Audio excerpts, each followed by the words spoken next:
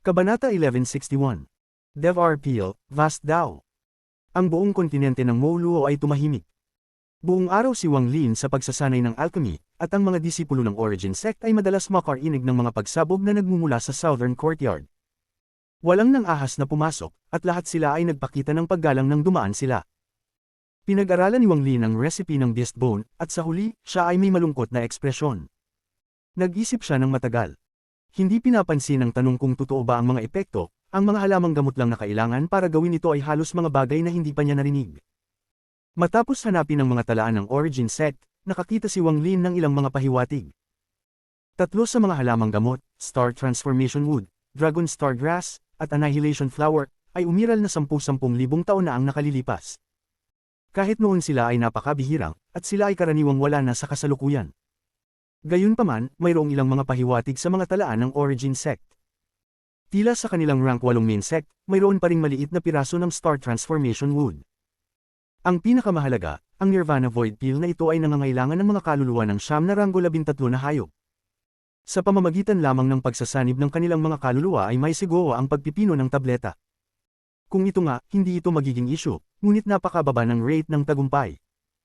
Gayun din, ang fragment ng buto ng hayop na ito ay kailangang gamitin bilang panimulang aklat. Kailangan itong matuno sa tableta. Ang bawat pagkabigo ay magiging sanhi ng pagdilim ng buto ng hayop na ito, at kapag ang buto ng hayop na ito ay ganap na itim, imposibleng pinuhin ang tableta. Kapag nagtagumpay ito, ang buto ng hayop ay mawawala at magiging bahagi ng tableta.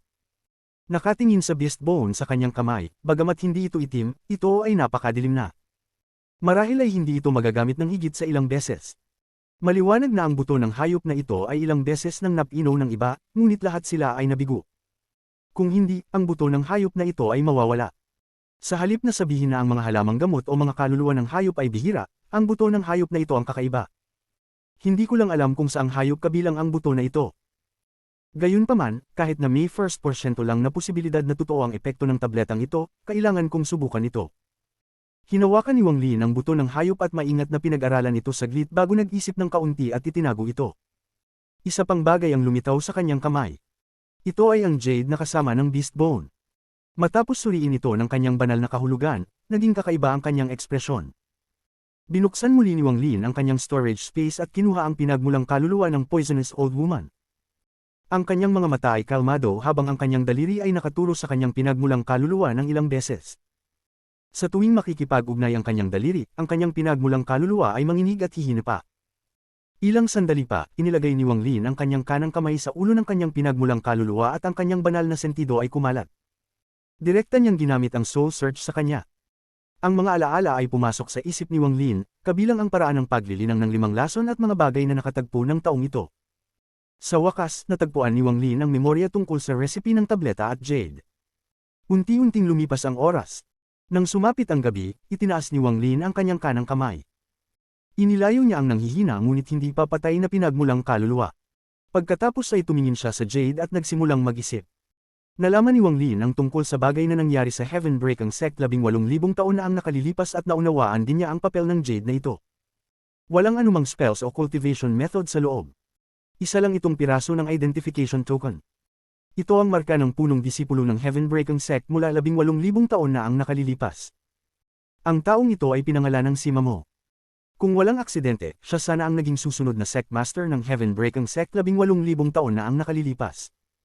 Siya ang kumuha ng buto ng hayop at isang grupo ng mga cultivator. Humiwalay sila sa Heaven Breaking Sect at nawala sa Cloud Sea Star System.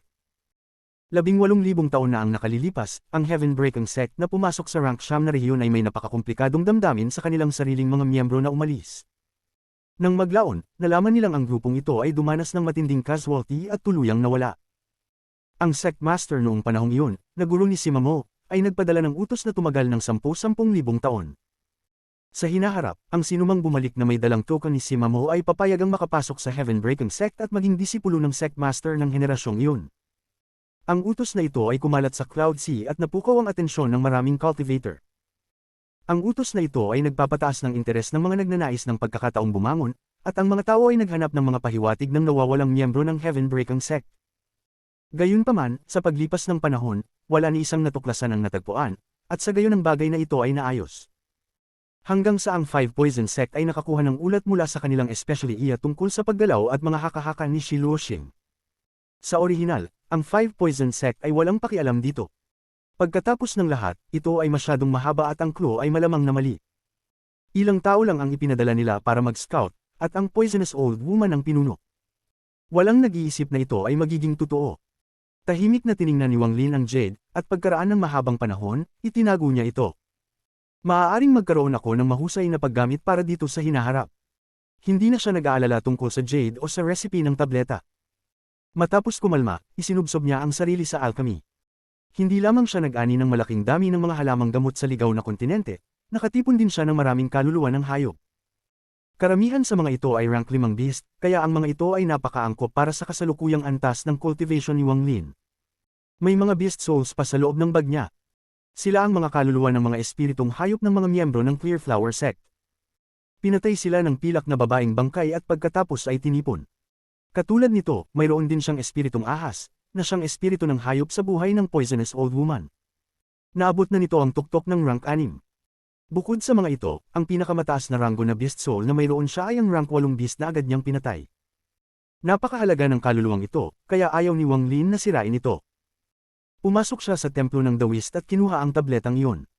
Matapos mabaigo ng 3 beses, sa wakas ay pinagsama niya ang kaluluwa at ang tableta para maging rank 8 soul parting death peel. Matapos hanapin ang mga alaala ng poisonous old woman, nakahanap siya ng isang kawili-wiling paraan upang mag-mutate ng mga hayop.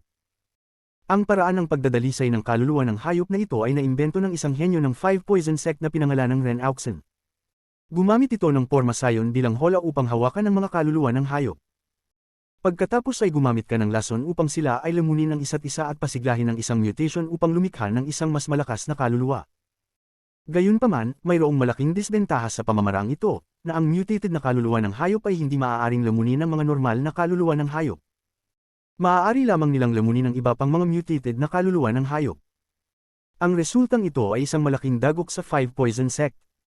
Ang rate ng tagumpay sa pagpino ng isang kaluluwa ng hayop ay hindi mataas, at kung mas mataas ang ranggo, mas mababa ang rate ng pagpipino.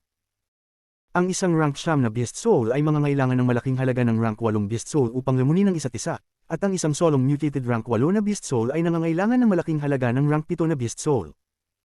Kahit na hindi nila sinasadyang lumikha ng isang mataas na antas ng kaluluwa, ang kaluluwa ay mangangailangan pa rin ng malaking halaga ng makalangit na kayamanan para sa pagpapakain.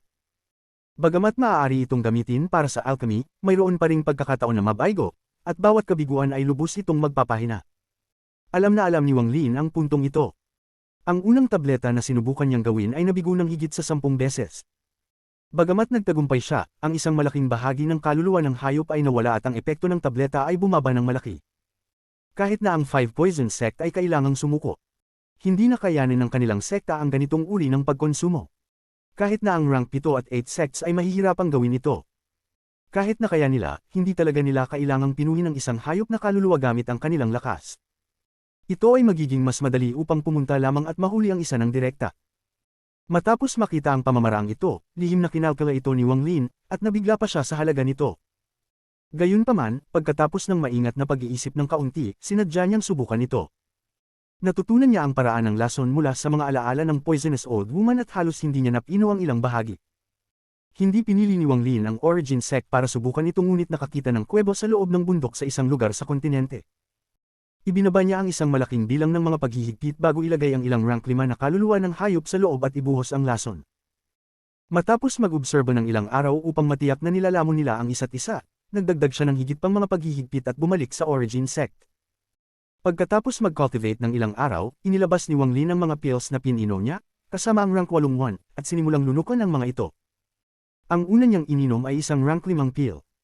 Ang soul beast sa loob ay hindi nakalaban sa pinanggalingang kaluluwa ni Wang Lin at agad na nawala. Sumanib ito sa kanyang pinagmulang kaluluwa at naging dahilan upang pumasok si Wang Lin sa isang misteryosong estado.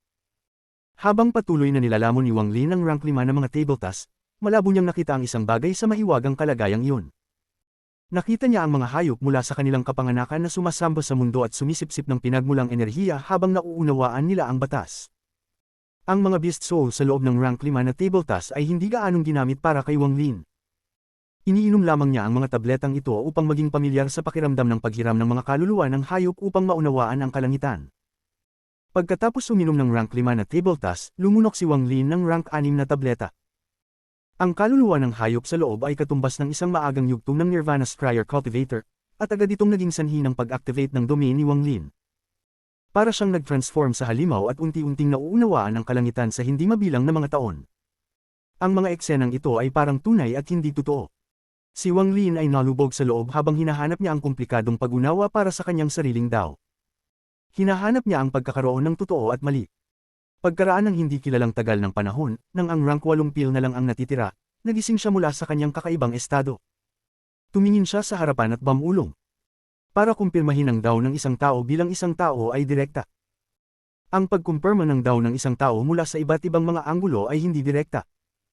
Ang mga table task ng Cloud Sea ay hindi isang kapalaran, binibigyan lang nila ang mga cultivator ng pagbabago upang maghanap ng Dao ng paulit-ulit. Gumagamit sila ng mga beast soul bilang isa pang paraan upang tuklasin ang Dao. Galugarin ang mga batas ng mundo. Hindi tulad ng iba pang dalawang star system, ang Cloud Sea star system ay nagawang bawasan ang proseso ng enlightenment. Gayunpaman, ang mga hayop ay mga hayop pa rin. Ang paraan ng kanilang pag-unawa sa Dao ay hindi direkta, at hindi natin malinaw na matunten ang pinanggalingan, maliban kung pinipino natin ang isang tableta sa kaluluwa ng isang tao o ginagamit ang kaluluwa ng isang bagay na lumampas sa pagiging isang hayop. Saka lamang magiging mas malinaw ang kaliwanagan. Kung hindi, nangangailangan ng isa na lunukan ng malalaking halaga ng mga table tasks upang mahanap ang tamang Dao upang makumpirma na pagmamay-ari mo. Ang Dao ay parang kaisipan, at iba-iba ang iniisip ng lahat. Kung gusto ng isang tao na pagyamanin ang sariling isip, dapat din niyang matutunan ang iniisip ng ibang tao. Pinili ng Cloud Sea na gumamit ng mga kaluluwang hayop. Tulad ng kung paano pinili ng All Seer na gamitin ang kanyang sariling mga disipulo. Habang si Wang Lin ay nalilito, ang mga sinag ng liwanag ay lumipad patungo sa kontinente ng Moluo. Ang mga cultivator mula sa rank 6 na rehiyon ay nagkalat ng kanilang paghahanap at nakarating sa kontinente ng Moluo. Pumasok sila sa protective barrier. Kabanata 1162. Ang mga naninira sa iba ay patuloy na sinasaktan ng sarili. Ang rank 6 na 5 poison sect ay itinuturing na medyo malakas na puwersa sa hanay ng 6 na sekta. Sila ay kapantay ng Clear Flower sect. Nagkaroon ng maraming alitan sa pagitan ng dalawang sekta, at palagi silang nag-aaway sa isa't isa. Si Zhou Hai ay isang pangunahing disipulo ng 5 Poison Sect. Ang kanyang cultivation level ay hindi kasing taas ng Poisonous Old Woman, tanging ang early stage na Nirvana Cleanser. Ngunit siya ay isang makapangyarihang miyembro ng 5 Poison Sect, at ang sekta ay nakatutok ng husto sa kanya. Sa sandaling ito, madilim ang kanyang ekspresyon at may asul na liwanag sa kanyang kanang mata. Bagamat maganda ang hitsura ng asul na liwanag na ito, nagmula ito sa paglilinang ng paraan ng lason mula sa 5 Poison Sect. Naging malungkot ang kapwa cultivator na si Zhou. Kung may makakita sa iyo na hindi alam ang sitwasyon, maguguluhan sila kung bakit. Isang boses ng babae ang nanggaling sa isang cultivator na nakaitim sa tabi niya. Ang cultivator na ito ay lalaki, ngunit ang makeup sa kanyang mukha ay nagpamukha sa kanyang tunog. Nagkaroon ng kislap ng lamig sa mga mata ni Zhou Hai habang nakatitig siya sa cultivator na nakaitim at sinabing, "Zhao Yu, tinitiis kita sa buong paglalakbay. Kung patuloy kang magsalita ng sarcastic, huwag mo akong sisihin sa hindi pagpigil. Siguradong makapangyarihan ng 5 Poison Sect. Gusto kong makita kung ang iyong 5 Poison Sect ay maglalakas loob na makipaglaban sa aking Devil Collection Sect."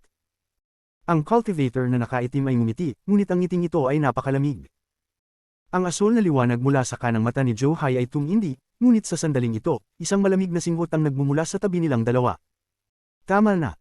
Kaming tatlo ay mga kinatawan ng kani-kanilang sekta upang hanapin ang taksil ng 5 sekta ng lason. Hindi tayo pwedeng mag-away sa isa't isa. Ang taong nagsalita ay isang nasa katanghaliang gulang na lalaki na nasa kalagitnaan ng yugto ng Nirvana Cleanser. Pagkatapos niyang magsalita, nagkatinginan sina Zhou Hai at Zhao Yu ng may galit. Pagkatapos ay nagpakawala sila ng malamig na buntong hininga at pinigilan ang pinagmulang enerhiya na kanilang gagamitin sa pag-atake. Ang nasa katanghaliang gulang na lalaki ay isang pangunahing disipulo ng pinakamataas na ranggo 6 na sekta, ang Dao Spell Sect. Dahil sa Poisonous Old Woman, napakahirap para sa 5 Poison Sect na ipaliwanag ang sitwasyon. Sa huli, nagbayad sila ng malaking halaga upang isantibi ang bagay na ito. Kinailangan din nilang magpadala ng mga pangunahing disipulo bilang mga hostage sa ngalan ng paghahanap sa nakamandag na matandang babae. Gayunpaman, ang tunay na dahilan ay upang bantayan ang mga miyembro ng 5 Poison Sect. Kung hindi nila mahanap ang Poisonous Old Woman sa maikling panahon, ang 5 Poison Sect ay haharap sa isang malaking krisis. May mga alagad mula sa bawat sekta na sumusunod sa likuran nila. Lahat sila ay naging mga sinag ng liwanag at bumaba sa hadlang sa paligid ng kontinente ng Moluo. Zhou Hai, Zhao Yu, sundan mo ako sa Origin Sect. Kayong ibang mga disipulo, kumalat sa kontinente ng Moluo at hanapin ang bawat pulgada. Huwag palampasin ang isang lugar. Kung may nakita ka, ay report ka agad. Kalmado ang boses ng nasa katanghaliang gulang, ngunit naglalaman ito ng hindi mapag-aalinlangan ng pakiramdam ng kamahalan. Mabilis na tumanggo ang mga nakapaligid na disipulo at nagkalat para simulan ang kanilang paghahanap. Ginagawa nila ito sa tuwing makakarating sila sa isang kontinente, kaya pamilyar na pamilyar sila dito. Para naman sa kanilang tatlo, inilabas nila ang kanilang buong cultivation at sinisingil sa Origin Sect. Ang tatlong sinag ng liwanag ay nagbigay ng isang dumadagandong na dagandong. Hindi nagtagal at nakarating silang tatlo sa itaas ng Origin Sect sa ganitong mayabang na paraan. Natural na nakita sila ng mga cultivator ng Origin Sect. Lu Yanfei, Li Xiangdong, at ang dalawa pang matatanda ay lumipad sa himpapawid upang batiin sila. Nabalitaan nilang apat ang balita na ang rank 6 na sects ay ganap na nilusob ang rank 5 region para maghanap ng kung ano. Gayunpaman, sa kanilang cultivation level at status, hindi alam ng mga elder kung ano ang eksaktong hinahanap ng rank 6 sects. Huminga ng malalim si Li Xiangdong. Nang makalapit siya, ikinapit niya ang kanyang mga kamay at sinabing, ang Origin Sect ay bumabati sa mga sekta sa itaas na nasasakupan. Nagyakapan din ang dalawang matanda sa likuran niya. Ikinapit ng nasa katanghali ang gulang na lalaki ang kanyang mga kamay at sinabing, ako ang Fengpishan ng Dao Spell Sect. Hindi ko akalain na makakakita ako ng ganitong kagandahan dito. Ang mukhang pambabaeng cultivator na nakaitim ay tumingin kay Lu Yanfei at ngumiti. Ako ang Zhao Yu ng Devil Collection Sect. 5 Poison Sect, Zhou Hai. Malungkot pa rin ang ekspresyon ni Zhou Hai habang ang kanang mata ay naglabas ng asul na liwanag at dumaan sa mga cultivator ng Origin Sect. Huminga ng malalim si Li Xiangdong at tumingin sa dalawang matanda sa tabi niya. Seryoso ang ekspresyon nilang lahat. Ang tatlong sekta na ito ay sumikop sa halos 40% ng kapangyarihan sa rank 6 na rehiyon. Napakalakas nila kaya kailangan lang nila ng isang pag-iisip para puksain ang Origin Sect. Kung ganito silang tatlo, hindi na kailangang pag-usapan ng tungkol sa kanilang mga alagad. Napayuko silang lahat at hindi naglakas loob na tumingin. Si Lu Yanfei lang ang nanatiling kalmado at hindi nagsalita. Pinigilan ni Li Xiangdong ang kanyang mga iniisip at atubiling ngumiti. Hindi ko alam kung para saan pumunta rito ang mga nakatataas na sekta. Kung kailangan mo ng aking Origin Sect para tumulong, gagawin ng Origin Sect ang lahat para tumulong. Isang malamig na buntong hininga si Zhou Hai habang humakbang siya pasulong at dumating sa harap ng isang disipulo ng Origin Sect. Gumalaw ang kanyang kamay na parang kidlat at tumama sa disipulo ng Origin Sect. Nang inig ang katawan ng alagad at umubo ng dugo bago itinapon sa malayo. Ang biglaang eksenang ito ay nagdulot ng malaking pagbabago sa mga ekspresyon ng mga cultivator ng Origin Sect. Galit na nanlilisik si Shu Yun habang nagmamadaling lumapit sa disipulong iyon at itinaas ang katawan nito. Ang mukha ng Origin Sect na disipulong ito ay mapatla at ang kanyang katawan ay nanginginig. Ang kanyang mukha ay kumikinang nabughaw at siya ay dumaranas ng matinding sakit, ngunit hindi niya magawang sumigaw. Nanlamig ang mga mata ni Lu Yanfei at dahan-dahan niyang sinabi. Ang dahilan ba ng mga nakatataas na sekta ay pumunta dito para lang saktan ng isang Origin Sect na disipulo? Isang ngiti ang ipinakita ni Fengpishan at umiling. Mga kapwa cultivator ng Origin Sect, hindi na kailangang kabahan. Napakahalaga ng bagay na ito, at halos lahat ng ranggo 6 na sekta ay nagpadala ng mga tao upang maghanap ng isang tao. Ang taong ito ay napakahusay na magtago, at ang tanging palatandaan ay ang lason sa taong iyon. Ang dahilan kung bakit umatake si fellow cultivator Joe ay dahil may bakas ng lason ng junior na iyon sa kanya. Lalong nanlamig ang mga mata ni Lu Yanfei at ikinaway niya ang kanyang kanang kamay sa nasugatang disipulo ng Origin Sect. Nanginginig ang kanyang katawan at may lumitaw na puyaw ng tubig. Ilang sandali pa, lumipad palabas ang kanyang nascent soul at may maliit na pulang ahas sa loob. Iyon ay ang kanyang buhay beast spirit. Gayunpaman, ang maliit na ahas ay napakahina at malapit ng mamatay.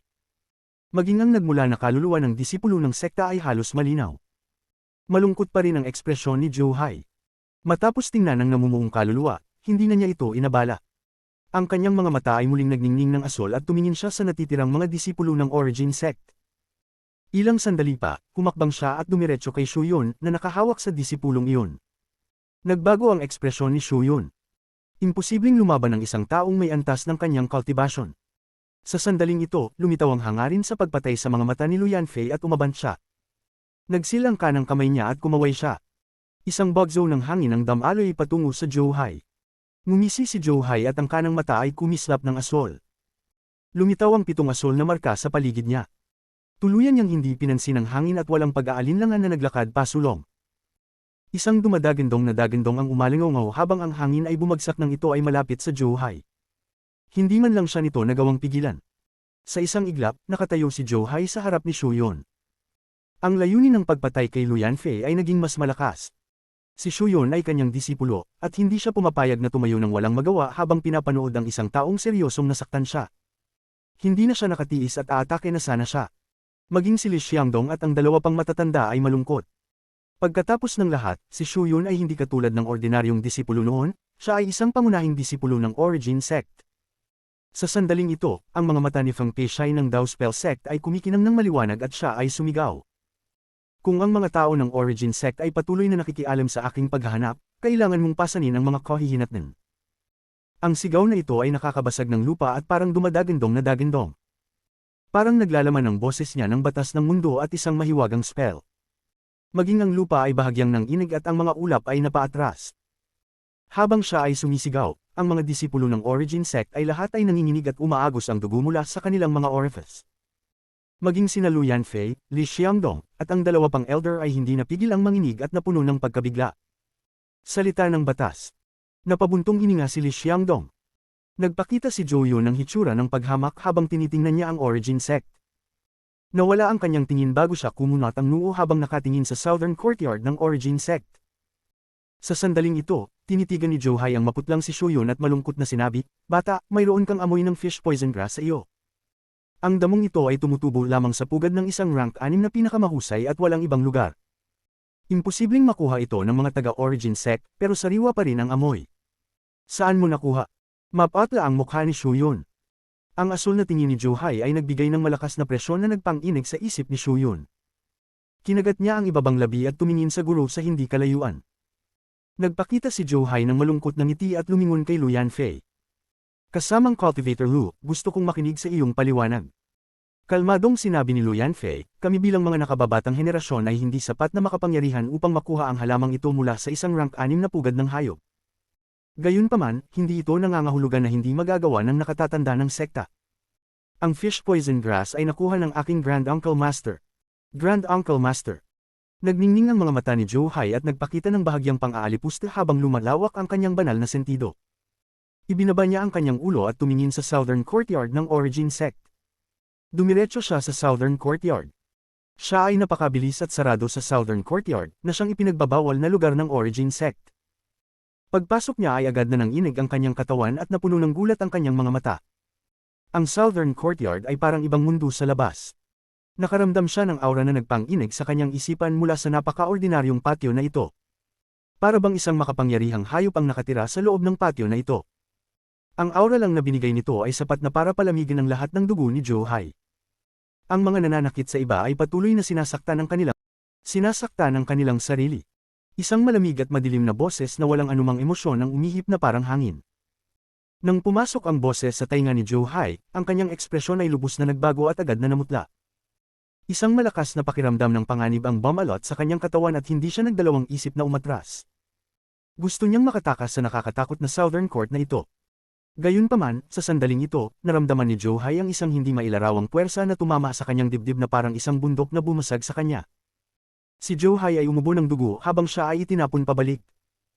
Ang mga popping sounds ay nagmumula sa loob ng kanyang katawan habang siya ay itinapon pabalik at ang mga damit sa kanyang dibdib ay punit-punit, na nagpapakita ng isang itim na marka ng palad sa kanyang dibdib. Kabanata 1163. Patawarin mo kami.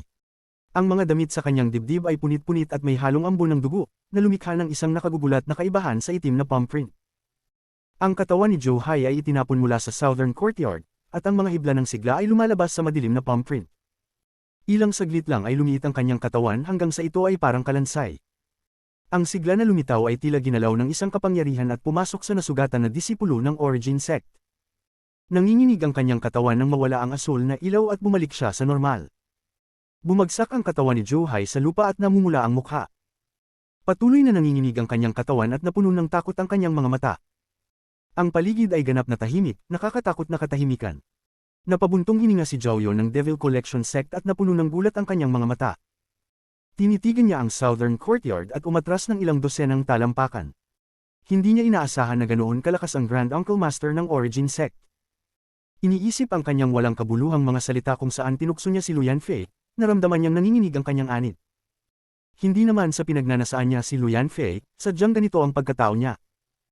Bilang karagdagan, ang lahat ng rank 5 na sekta na kanilang nakatagpo ay napakagalang at magalang at pinahintulutan silang gawin ang gusto nila. Ang Origin Sect ay may napakalakas na cultivator. Lumiit ang mga pupil ni Feng Pishan at naging seryoso ang kanyang ekspresyon. Ang isang taong maaaring malubhang makapinsala kay Zhou Hai ay kailangang maging isang malakas na matandang halimaw. Sino ang nagbigay sa iyo ng karapatang saktan ang mga tao ng aking Origin Sect? Ang malamig na mga salitang ito ay umalingaw sa buong mundo. Walang batas ang mga ito, at hindi rin nakakasira ng lupa tulad ng mga salita ni Feng Pishan, ngunit ang mga simpleng salita na ito ay parang matalas na talim na tumusok sa puso ni Feng Pishan, Zhou Hai, at Zhao Yun. Tulad ng katahimikan, ang mga salitang ito ay naglalaman ng nakakatakot na presyon. Ang kaluskos ng mga yabag ay nagmumula sa Southern Courtyard habang si Wang Lin ay dahan-daang naglakad palabas habang nasa likod ang kanyang kamay. Wala siyang puting buhok. Ngayon siya ay may isang ulo ng itim na buhok na gumagalaw ng walang hangin. Nagbigay siya ng lakas ng loob ng hindi nagagalit at ang kanyang mga mata ay parang mga bituin. Kapag tiningnan mo sila, mararamdaman mo na ang iyong kaluluwa ay hinihigop sa ilusyon ng totoo at mali. Ang ganitong uri ng pakiramdam ay lubhang kakaiba, at walang makapagpaliwanag nito, ngunit malinaw na naramdaman nila ito. Para bang lahat ng bagay sa mundo ay maaaring magbago sa isang pag-iisip. Ang tama at mali ay nabuo ng isang ikot. Domain ng Dao. Namutla ang mukha ni Feng Pishan. Siya ang may pinakamataas na cultivation level dito at isa ring pangunahing disipulo ng number 1 rank 6 na sect, kaya agad niyang nakilala na itong Grand Uncle Master of the Origin Sect ay gumagamit ng Dao Domain. Ang mas ikinatakot niya ay hindi sinasadya ng kabilang partido, ngunit natural na nakapaloob si Dao sa kanyang mga salita at kilos. Ang kaharian na ito ay mas mataas kaysa salita ng batas. Ang kanilang Dao Spell Sect ay nakatuon sa salitang Dao. Sa alaala ni Feng Pishan, tanging ang pinunong elder ng sekta ang may Dao Domain na tulad nito. Kapag siya ay nakatayo doon, siya ay Dao. Hindi malay ni Feng Pishan na umatras ng ilang hakbang at inisip ang mga salitang minsang sinabi ng pinunong elder. Ikaw. Kalmadong naglakad si Wang Lin sa tabi ng nahihirapang Zhou Hai. Tumingin siya sa ibaba na para bang may tinitingnan siyang langgam. Nang inig ang katawan ni Zhou Hai. Nang hindi niya namamalayan na tumingin sa mga mata ni Wang Lin, ang kanyang katawan ay nang inig ng mas marahas. Pumasok siya sa isang ilusyon, na para bang ang taong nanakit sa kanya ay ang mundo at isa lamang siyang mahinang pag-iral sa loob ng mundong iyon. Parang baliw ang pintig ng puso niya at ang gulo ng isip niya. Hindi niya makita ang kultibasyon ng taong nasa harapan niya, ngunit sa sandaling ito, pakiramdam niya ay wala sa mga matatanda o kahit na pinuno ng sekta ng sarili niyang sekta ang makapagpaparamdam sa kanya ng takot na ito. Inalis ni Wang Lin ang kanyang tingin habang nakatingala kay Zhao Yu ng Devil Collection Sect at mahinahong nagtanong, "O ikaw ba?" Walang kamalay-malay na dinilaan ni Zhao Yu ang kanyang mga pagdila. Tumingin siya kay Zhou Hai na nahihirapan sa lupa at pagkatapos ay kay Wang Lin. Biglang naging magalang ang ekspresyon niya. Binabati ni Zhao Yu ng Junior Devil Collection Sect si Senior. Ang Zhao Yu na ito ay agad na ikinapit ang kanyang mga kamay at naging lubhang magalang upang itago ang kanyang takot. Gayunpaman, hindi siya nang ahas na tumingin sa mga mata ni Wang Lin. "O ikaw ba?" Bumaba ang tingin ni Wang Lin sa Feng Pishan ng Dao Spell Sect. Namutla ang mukha ni Feng Pishan nang magalang niyang ikinulong ang kanyang mga kamay at bamulong, "Senior, patawarin mo kami. Kanina, sinabi mo na kung pinigilan kanila sa pananakit sa mga disipulo ng Origin Sect, kailangan nating pagdusahan ang mga kahihinatnan." Malamig na tiningnan ni Wang Lin si Feng Pishan. Lumabas ang pawis mula sa noo ni Feng Pishan, at hindi siya naglakas loob na tumingin sa mga mata ni Wang Lin. May pakiramdam siya na kapag nagalit ang taong ito, mamamatay siya sa isang iglap. Matapos magmuni-muni ng kaunti, itinikom ni Feng Pishan ang kanyang mga ngipin at ang kanyang kanang kamay ay walang awang tumama sa kanyang dibdib. Sa sobrang lakas, nanginig ang kanyang katawan at umubos siya ng isang malaking subaw ng dugo. Lalong namutla ang ekspresyon niya at nasugatan ang pinanggalingan niyang kaluluwa. Hindi pinunasan ni Feng Pishan ng dugo sa gilid ng kanyang bibig, at mapait niyang sinabi, "Pinapawi ba nito ang galit ni Senior?" Nanatiling neutral ang ekspresyon ni Wang Lin, pagkatapos ay tumingin siya kay Zhao Yu. Napangiti si Zhao Yu. Dahil hindi naglakas loob si Feng Pishan na guluhin ang taong ito, paano siya mangangahas. Bukod dito, hindi man lang niya nakita kung paano inatake ng taong ito at malubhang nasugatan si Zhou Hai. Kahit na sinubukan niyang lumaban, ito ay walang kabuluhan. Nakatikip si Zhao Yu sa kanyang mga ngipin habang itinataas ang kanyang kanang kamay at walang awang hinampas ang kanyang dibdib. Napaubos siya ng dugo habang umatras ng ilang hakbang at pinagdaop ang kanyang mga kamay. Huwag kang magagalit, Senyor.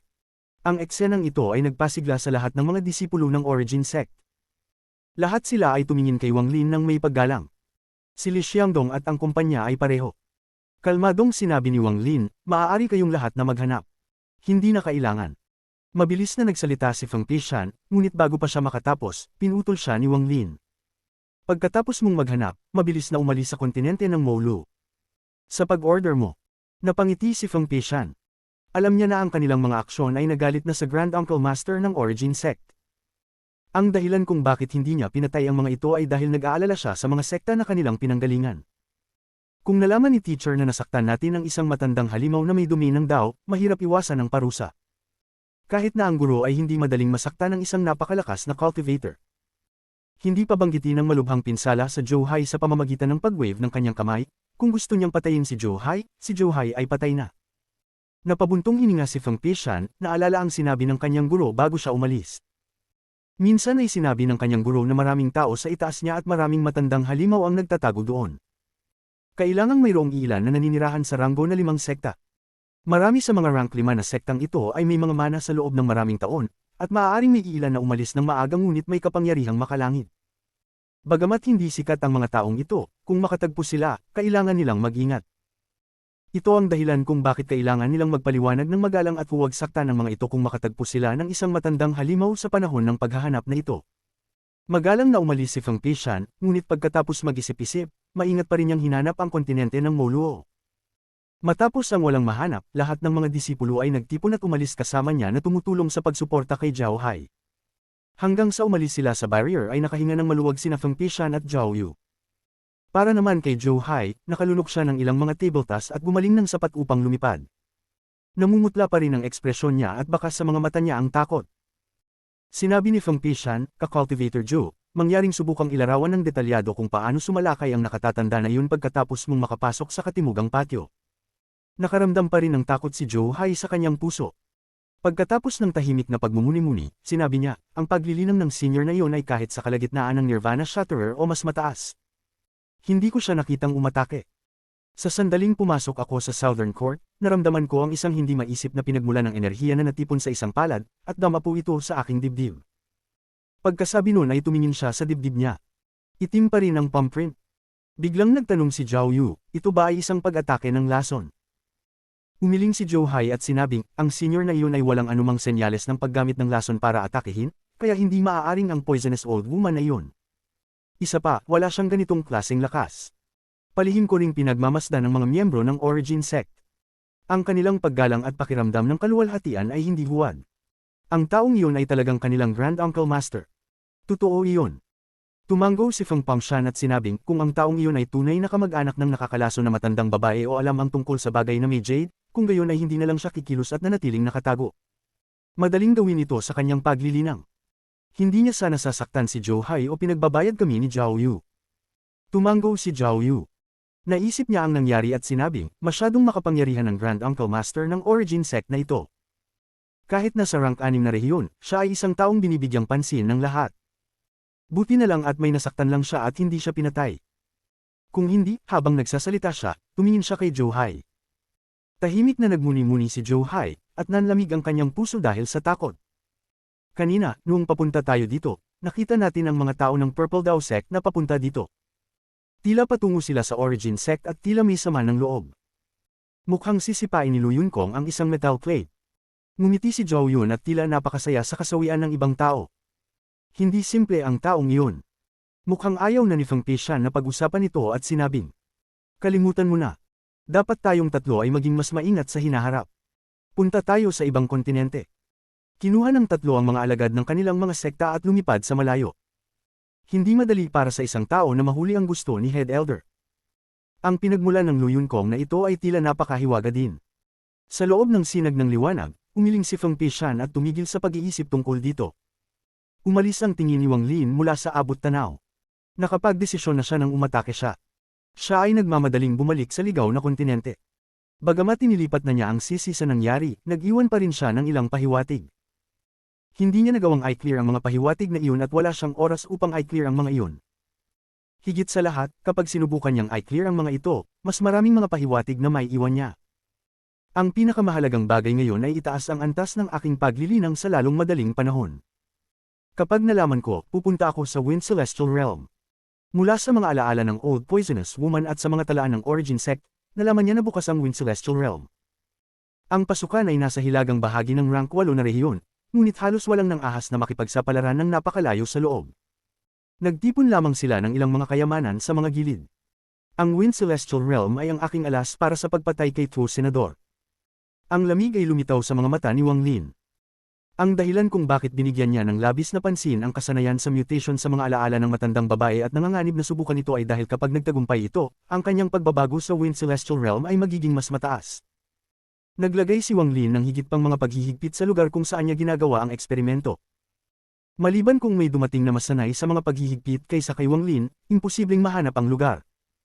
Isa pa, kailangan lang niya ng pag-iisip para sirain ang lahat sa loob, kaya hindi siya natatakot na malaman ng iba. Kabanata 1164. Tatlong tanong. Mayroong isang higanteng espiritong hayop na humigit kumulang 3,000 talampakan ang haba na gumagalaw sa loob ng Star Fog ng rank 5 na rehiyon. Ang halimaw na ito ay mukhang isang tigre, at mayroon itong isang sungay na higit sa 100 talampakan ang haba na naglalabas ng malamig na kislap. Mayroong higit sa 30 katao ang nakaupo sa likod ng tigre.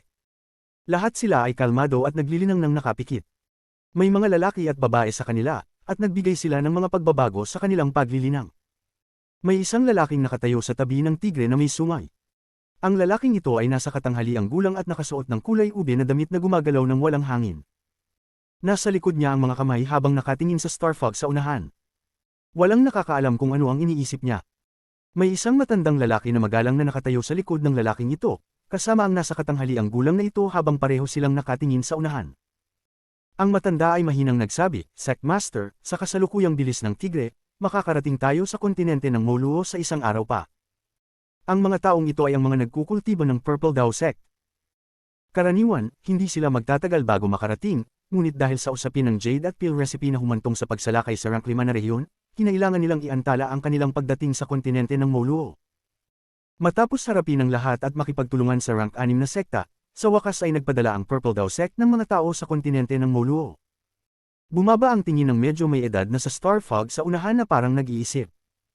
Pagkaraan ng mahabang panahon, tumanggo siya at mahinahong sinabi, sa wakas ay magkakaroon na ng sagot para sa mga bagay na kailangang ayusin. Nagulat ang matanda at hindi naintindihan ang kahulugan ng sinabi ng kagalang-galang na Sect Master. Sa kanyang pananaw, ito ay isang simpleng paglalakbay sa Origin Sect, anong sagot ang makukuha?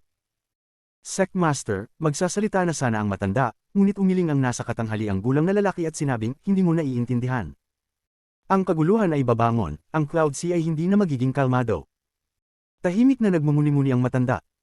Upang makakuha ng Peel recipe at Jade, hindi lang ang rank 6, kundi pati ang rank 7 at 8 sects ay nagpadala lahat ng cultivators. Worth it ba? Ang medyo may edad na lalaki ay tila kinakausap ang sarili. May bahid ng pag-aalala sa kanya. Bumulong ang matanda, sobrang halaga ang recipe ng tableta at Jade na iyon. Hindi may iwasang magalit ang mga tao. Ang recipe ng tableta na iyon ay isang hindi magandang bagay. Sa unang pagkakataon na lumitaw ito, nagdulot ito ng kalamidad sa dagat na ulap. Ngayon ito ang pangalawang pagkakataon na lumitaw ito. Hindi ko lang alam kung sino ang kumuha nito. Habang tumatagal, mas malaki ang kapahamakan. Umiling ang nasa katanghaliang lalaki at nagpakawala ng buntong hininga. Saglit na nag-alinlangan ng matanda at bumulong, ayon sa investigasyon, ang matandang laso na babae ng 5 laso na sekta ang kumuha ng recipe ng tableta at Jade at nagtago. Huwag maliitin ng mga matandang halimaw na iyon ng rank 6 na sekta. Bahagyang ngumiti ang nasa katanghaliang gulang na lalaki. Nagulat ang matanda. Pagkatapos niyang pag-isipang mabuti, nagtanong siya, mayroon pa kayang iba? Kung ito talaga ang Poisonous Old Woman, bakit umiiral pa rin ang 5 Poison Sect? Nagniningning ang mga mata ng nasa katanghaliang gulang na may karunungan. Dahan-dahan niyang sinabi, paano makakayanan ng Poisonous Old Woman na iyon si Shiluoxing at hindi matagpuan kung isa sa alang-alang ang kanyang cultivation level? Paano niya magagawang patayin ang Noble Money ng Clear Flower Sect habang tumatakas? Ang Noble Money ay isang Nirvana Shatterer cultivator. Sino ang maaaring pumatay sa kanya sa maikling panahon bago dumating ang ikalawang alon ng Clear Flower cultivators? Napabuntong hininga ang matanda at nanginginig ang isip. Matagal siyang gumaling, at napuno ng takot ang kanyang mga mata. Napatay ang marangal na pera ng Clear Flower Sect. Halatang hindi niya alam ang bagay na ito. Hindi ito magagawa ng makamandag na matandang babae. Tanging ang taong talagang nakakuha ng jade at recipe ang maaaring magkaroon ng ganoong lakas. Malamang napilitan ng taong iyon na patayin ng noble money. Marahil, nang umalis ang taong iyon sa ligaw na lupain, ang taong iyon ay nakatagpo ng noble money at nagdulot ng hinala at pagkatapos ay napilitang umatake. Nagpakita ang nasa katanghaliang gulang na lalaki ng paghanga at awa. Mayroon siyang mabisyo na pamamaraan, mapagpasyang aksyon, at malinis niyang pinatay ang noble money. Gayun din, bago iyon, ang taong ito ay mabilis na inilipat ang target sa likod ng poisonous old woman, na lumikha ng isang layer ng fog upang makakuha ng ilang oras. Sa pamamagitan nito, nagawa niyang lituhin ang rango 6 na sekta na sapat upang makatakas sa kanilang pagharang bago ito may set up. Kahit na magpalit ako ng posisyon sa kanya, natatakot akong hindi ko magawa ang lahat ng ito. Higit sa lahat, napakalalim ng tukanan ng taong ito. Hindi ko alam kung may iba pa siyang dahilan para i-frame ang poisonous old woman. Kung talagang nakita niya ang katotohanan at saka lang niya na-frame ang nakamandag na matandang babae, kung gayon ang pag-iisip ng taong ito ay parang sa demonyo. Lalong lumakas ang awa sa mga mata ng medyo may edad na. Mabilis na tumibok ang puso ng nasa katanghaliang gulang. Matapos magmuni-muni, medyo naguguluhan pa rin siya. Hindi lumingon ang nasa katanghaliang gulang ngunit tila kitang-kita niya ang pagdududa sa mukha ng matanda. Mahina niyang sinabi, kung matagumpay na nakuha ng rank 6 na rehiyon ng jade at recipe, kung gayon ito ay isang magandang tanda. Gayunpaman, kung natagpuan nila ang jade at recipe ngunit nawala ito, kung gayon ito ay isang kalamidad para sa kanila. Ang kailangan nila ay paliwanag. Isang paliwanag sa ranggo 7, 8, o kahit 9 na rehiyon. Mukhang natauhan ng matanda sa nangyari at napuno ito ng hindi paniniwala. Nagtaas baba ang kanyang dibdib habang sinasabi niya, kaya't pinahintulutan nilang magpatuloy ang 5 sekta ng lason at kumbinsido din na ito ang nakamandag na matandang babae. Maging ang pagkamatay ni Noble Money ay makikita bilang aksyon ng isang makapangyarihang cultivator ng 5 poison sect. Ngumiti ang nasa katanghaliang gulang na lalaki. Tapos nagsalita siya ng mahina na parang kinakausap niya ang sarili niya. Matalino ang misteryosong cultivator na ito at binigyan ng dahilan ng rank 6 na sekta. Anuman ang mangyari sa huli, sa paliwanag na ito, ang kanilang sakuna ay magiging mas maliit. Bakit pa walang Nirvana Shatterer Cultivator sa mga search squad? Mayroon lamang mga Nirvana Cleanser Cultivator na naghahanap ng isang misteryosong tao na maaaring pumatay ng isang Nirvana Shatterer Cultivator sa wala pang 7 minuto. Kung ako ang sect master ng isa sa rank 6 na sekta, malamang natutulungan ko pa ang misteryosong cultivator na burahin ang lahat ng mga pahiwatig. Sa ganoong paraan, ang 5 poison sect lang ang masisira. Laking gulat ng matandang katabi niya. Tiningnan niya ang nasa katanghaliang gulang na lalaki na puno ng paggalang at pangamba. Bakas pa sa mga mata niya ang takot. Sinundan niya ang nasa katanghaliang gulang na lalaki, si Lu Yunkong, sa loob ng maraming taon at nakita niya itong pumunta mula sa wala hanggang sa tuktok. Ang Purple Dao Sect ay isang maliit na sekta lamang sa rank 5 na rehiyon 3,000 taon na ang nakalilipas. Gayunpaman, sa mga kamay ng taong ito ngayon ay napakabigat. Bagamat hindi ito ang pinakamalakas sa rank 5 na rehiyon, ang pangalang, Lu Yunkong, ay kilala sa mga tao sa rank 6, 7, at 8 na rehiyon. Gusto ko talagang makipagkita sa misteryosong cultivator na ito. May kutob akong makikilala ko ang taong ito balang araw. Puno ng pag-asa ang mga mata ng nasa katanghaliang gulang na lalaki. Nasa likod niya ang mga kamay at parang bundok ang mga mata ng matanda. Tahimik na nagmumuni-muni ang matanda. Unti-unting lumipas ang oras, nabasag ng tigre ang star fog at pabilis ng pabilis ang paggalaw. Nang kalahating araw lang sila mula sa kontinente ng Moluo, isang flash ng asul na liwanag ang lumitaw sa dikalayuan. Kakaiba ang asul na liwanag na ito dahil tumagos ito sa fog at ginawa pang bughaw ang fog. Agad na huminto ang tigre at nagpakita ng pagbabantay. Bakas pa nga ang takot sa mga mata nito at nagsimula itong umungol, ngunit hindi man lang ito ng ahas na sumulong. Ang biglaang eksenang ito ay biglang naging dahilan ng pagdilat ng mga mata ng mahigit 30 cultivator ng sabay. Tahimik silang tumayo at malamig na tumitig sa harapan. Sa hindi inaasahang pagkakataon, walang bakas ng gulat. Ito ay dahil sila ang mga cultivator ng Purple Dao Sect, ang mga pangunahing disipulo ng Purple Dao Sect, at mga direktang disipulo na pinili ng Sect Master ng Purple Dao Sect. Nagkaroon sila ng pride. Maaari silang mamatay o matalo, ngunit hindi sila maaaring magpanik. Kahit nagumuho ang isang bundok sa kanilang harapan, kailangan nilang manatiling kalmado. Naging seryoso ang matandang katabi ni Lu Yunkong habang nakatingin sa kakaibang asul na liwanag. Si Lu Yunkong lang ang hindi naapektuhan. Kalmado siyang tumingin sa ulap na parang walang nangyari. Ang bughaw na fog ay kumalat at hindi nagtagal ay napalibutan ng nakapalibot na 10,000 talampakan. Ilang sandali pa, humiwalay ang asul na fog at lumabas ang isang magandang babae. Siya ay may asul na buhok at puting damit. Ang kanyang Katanji tanging ekspresyon ay hindi kasing lamig ng yelo o banayad, tahimik lang at matikas. May jade float sa kamay niya. Para siyang isang diwata na bumaba sa mortal na mundo. Habang unti-unting lumitaw ang engkanto na ito, sa sandaling ganap niyang ihayag ang sarili, ang asul na fog sa paligid niya ay naging corporeal at naging 10,000 talampakan ng haba na asul na dragon. Nakatayo ang diwata na ito sa ulo ng asul na dragon at mahinahong tumingin kay Lu Yunкong. Walang mga pagbabago sa kanyang mga mata. Sila ay dalisay na walang anumang karumihan sa kanila. Para itong kalmadong lawan na nakakalasing. Kapag nakita ng isang tao ang mga matang iyon, gaano man sila kalupit, sila ay tumahimik. Magkakaroon din ng pakiramdam ng kababaan sa kanilang puso. Li Qianmei. Nasa likod pa rin ni Lu Yunкong ang kamay habang nakatingin sa kanya. Nabigla man siya sa kakisigan at kagandahan nito na halos parang domain, hindi nagbago ang ekspresyon nito. Rango siyam na Heaven Breaking Sect, Li Qianmei. Ang matandang lalaki sa tabi ni Lu Yunкong ay umatras ng ilang hakbang at nakabantay. Nakilala niya kaagad ang babae dahil siya lang ang babaeng may asul na buhok sa Cloud Sea, si Li Qianmei. Binabati ni Qianmei si Brother Lu. Ngumiti ang babae at bahagyang yumuko kay Lu Yunкong. Ngumiti si Lu Yunкong at pinagsalikop ang kanyang mga kamay. Masyadong mabait si fellow cultivator Li. Brother Lu, may tatlong tanong si Qianmei.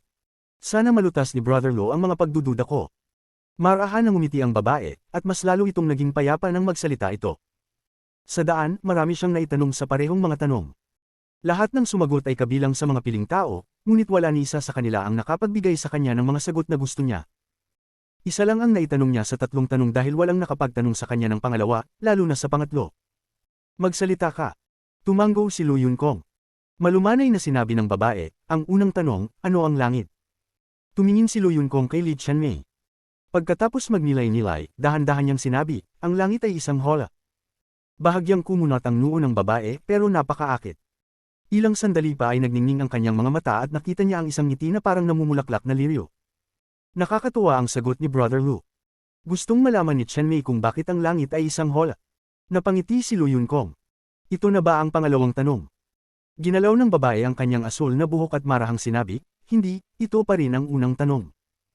Pwede bang sumagot si Brother Lu? Kabanata 1165. Lu Yunкong hindi mapagkukumpara. Para sa pulaka sa isang balon, ang bakanan ng balon ay ang langit. Para sa mga isda sa tubig, ang tubig ay ang langit, ang balon ay ang hola para sa pulaka, at ang ibabaw ng tubig ay ang hangganan para sa mga isda. Tumingin si Lu Yunкong sa babae at mahinahong sinabi, ang mga tao ay parang mga pulaka at isda, kaya ang langit ang ating hola. Nais ng pulaka na umalis sa balon at ang mga isda ay nagnanais pa ring tumalon sa tubig. Natural na gusto rin ng mga tao na buksan ang langit at lumabas mula sa hola. Nag-isip sandali si Li Qianmei, pagkatapos ay naging mas maliwanag ang kanyang mga mata. Bakas sa kanyang mga mata ang paghanga habang inililipat niya ang ilang buhok sa likod ng kanyang tainga at sinabing, napakakaiba ng sagot ni Brother Lu. Nagtanong si Qianmei sa maraming tao habang nasa daan, ngunit si Brother Lu lang ang nakalutas sa aking kalituhan. Nambobola ako ni Qianmei. Bahagyang ngumiti si Lu Yunкong. Si Brother Lu ang unang taong nagtanong kay Qianmei ng pangalawang tanong. Sana ay patuloy na masagot ni Brother Lu ang aking mga tanong. Tumingin si Li Qianmei sa lalaking nasa harapan niya. Narinig niya na ang rank 5 na rehiyon ay may isang sikat na nagngangalang Lu Yunкong. Siya ay napakatalino at may malalim na pangunawa sa Dao. Kung sasagutin ko ang iyong tatlong tanong at malulutas ko ang iyong mga pagdududa, anong gantimpala ang matatanggap ko? Nakangiti si Lu Yunкong habang nakatingin kay Li Qianmei at naghihintay ng sagot. Kumurap si Li Qianmei at ngumiti. Kung talagang masasagot ni Brother Lu ang mga pagdududa ni Qianmei, maaari akong magpatugtog ng kanta para sa iyo sa aking plota. Okay. Napangiti si Lu Yunкong at tumingin ng malalim kay Li Qianmei. Naguguluhan pa rin siya sa tunay na dahilan kung bakit niya ito tinatanong. Tumingin si Li Qianmei kay Lu Yunкong at mahinang sinabi, ang pangalawang tanong, ano ang langit? Nakikinig pa rin ang matandang katabi ni Lu Yunкong. Nang marinig niyang sinagot ng kanyang Panginoon ang unang tanong, napangiti siya, ngunit nang marinig niya ang pangalawang tanong, naging kakaiba ang kanyang ekspresyon. Sumimangot si Lu Yunкong at nagsimulang mag-isip. Sa pagkakataong ito, mas matagal siyang nag-isip kaysa dati. Si Li Qianmei ay hindi nababalisa habang siya ay tahimik na naghihintay ng sagot mula kay Lu Yunкong. Pagkaraan ng 15 minuto, dahan-dahang sinabi ni Lu Yunкong, ang langit ay 100. Nag-isip sandali si Li Qianmei at mahinang nagtanong, ang dahilan. Itinaas ni Lu Yunкong ang kanyang ulo at tumangala. Matapos magnilay-nilay, sinabi niya, ang langit ay nasa ilalim ng ating mga paa at 100 na ating lakaran. Dahil sa kalsadang ito nagkakaroon ng Dao. Ito ang ibig sabihin ng Dao, ito ay isang daan na humahantong sa atin patungo sa direksyon ng paglabas sa hola na ito na langit. Ang mga mata ni Li Qianmei ay naging mas maliwanag at ang paghanga sa kanyang mga mata ay naging mas malakas. Salamat, Brother Lu, sa pagsagot sa mga tanong ko. Hindi na gaanong nalilito ang nararamdaman ko ngayon. Iniisip ko kung saan pupunta si Brother Lu sa sobrang pagmamadali. Ang matandang lalaki sa tabi ni Lu Yunkong ay bahagyang nag-alinlangan bago niyakap ang kanyang mga kamay at nagtanong, kasamang Cultivator Li, ito na ba ang pangatlong tanong? Tahimik lang na ngumiti si Li Qianmei. Pupunta ako sa kontinente ng Mouluo para matuto ng isang bagay at humingi ng account. Ang ekspresyon ni Lu Yunkong ay neutral at walang panghihinayang sa kanyang puso, kahit na alam niyang hindi siya magkakaroon ng pagkakataong sagutin ang ikatlong tanong. Napakurap-kurap si Li Qianmei at mahinang sinabi, I wonder if Brother Lu will mind me follow. Likas kong tinatanggap si Qianmei na sumama sa akin.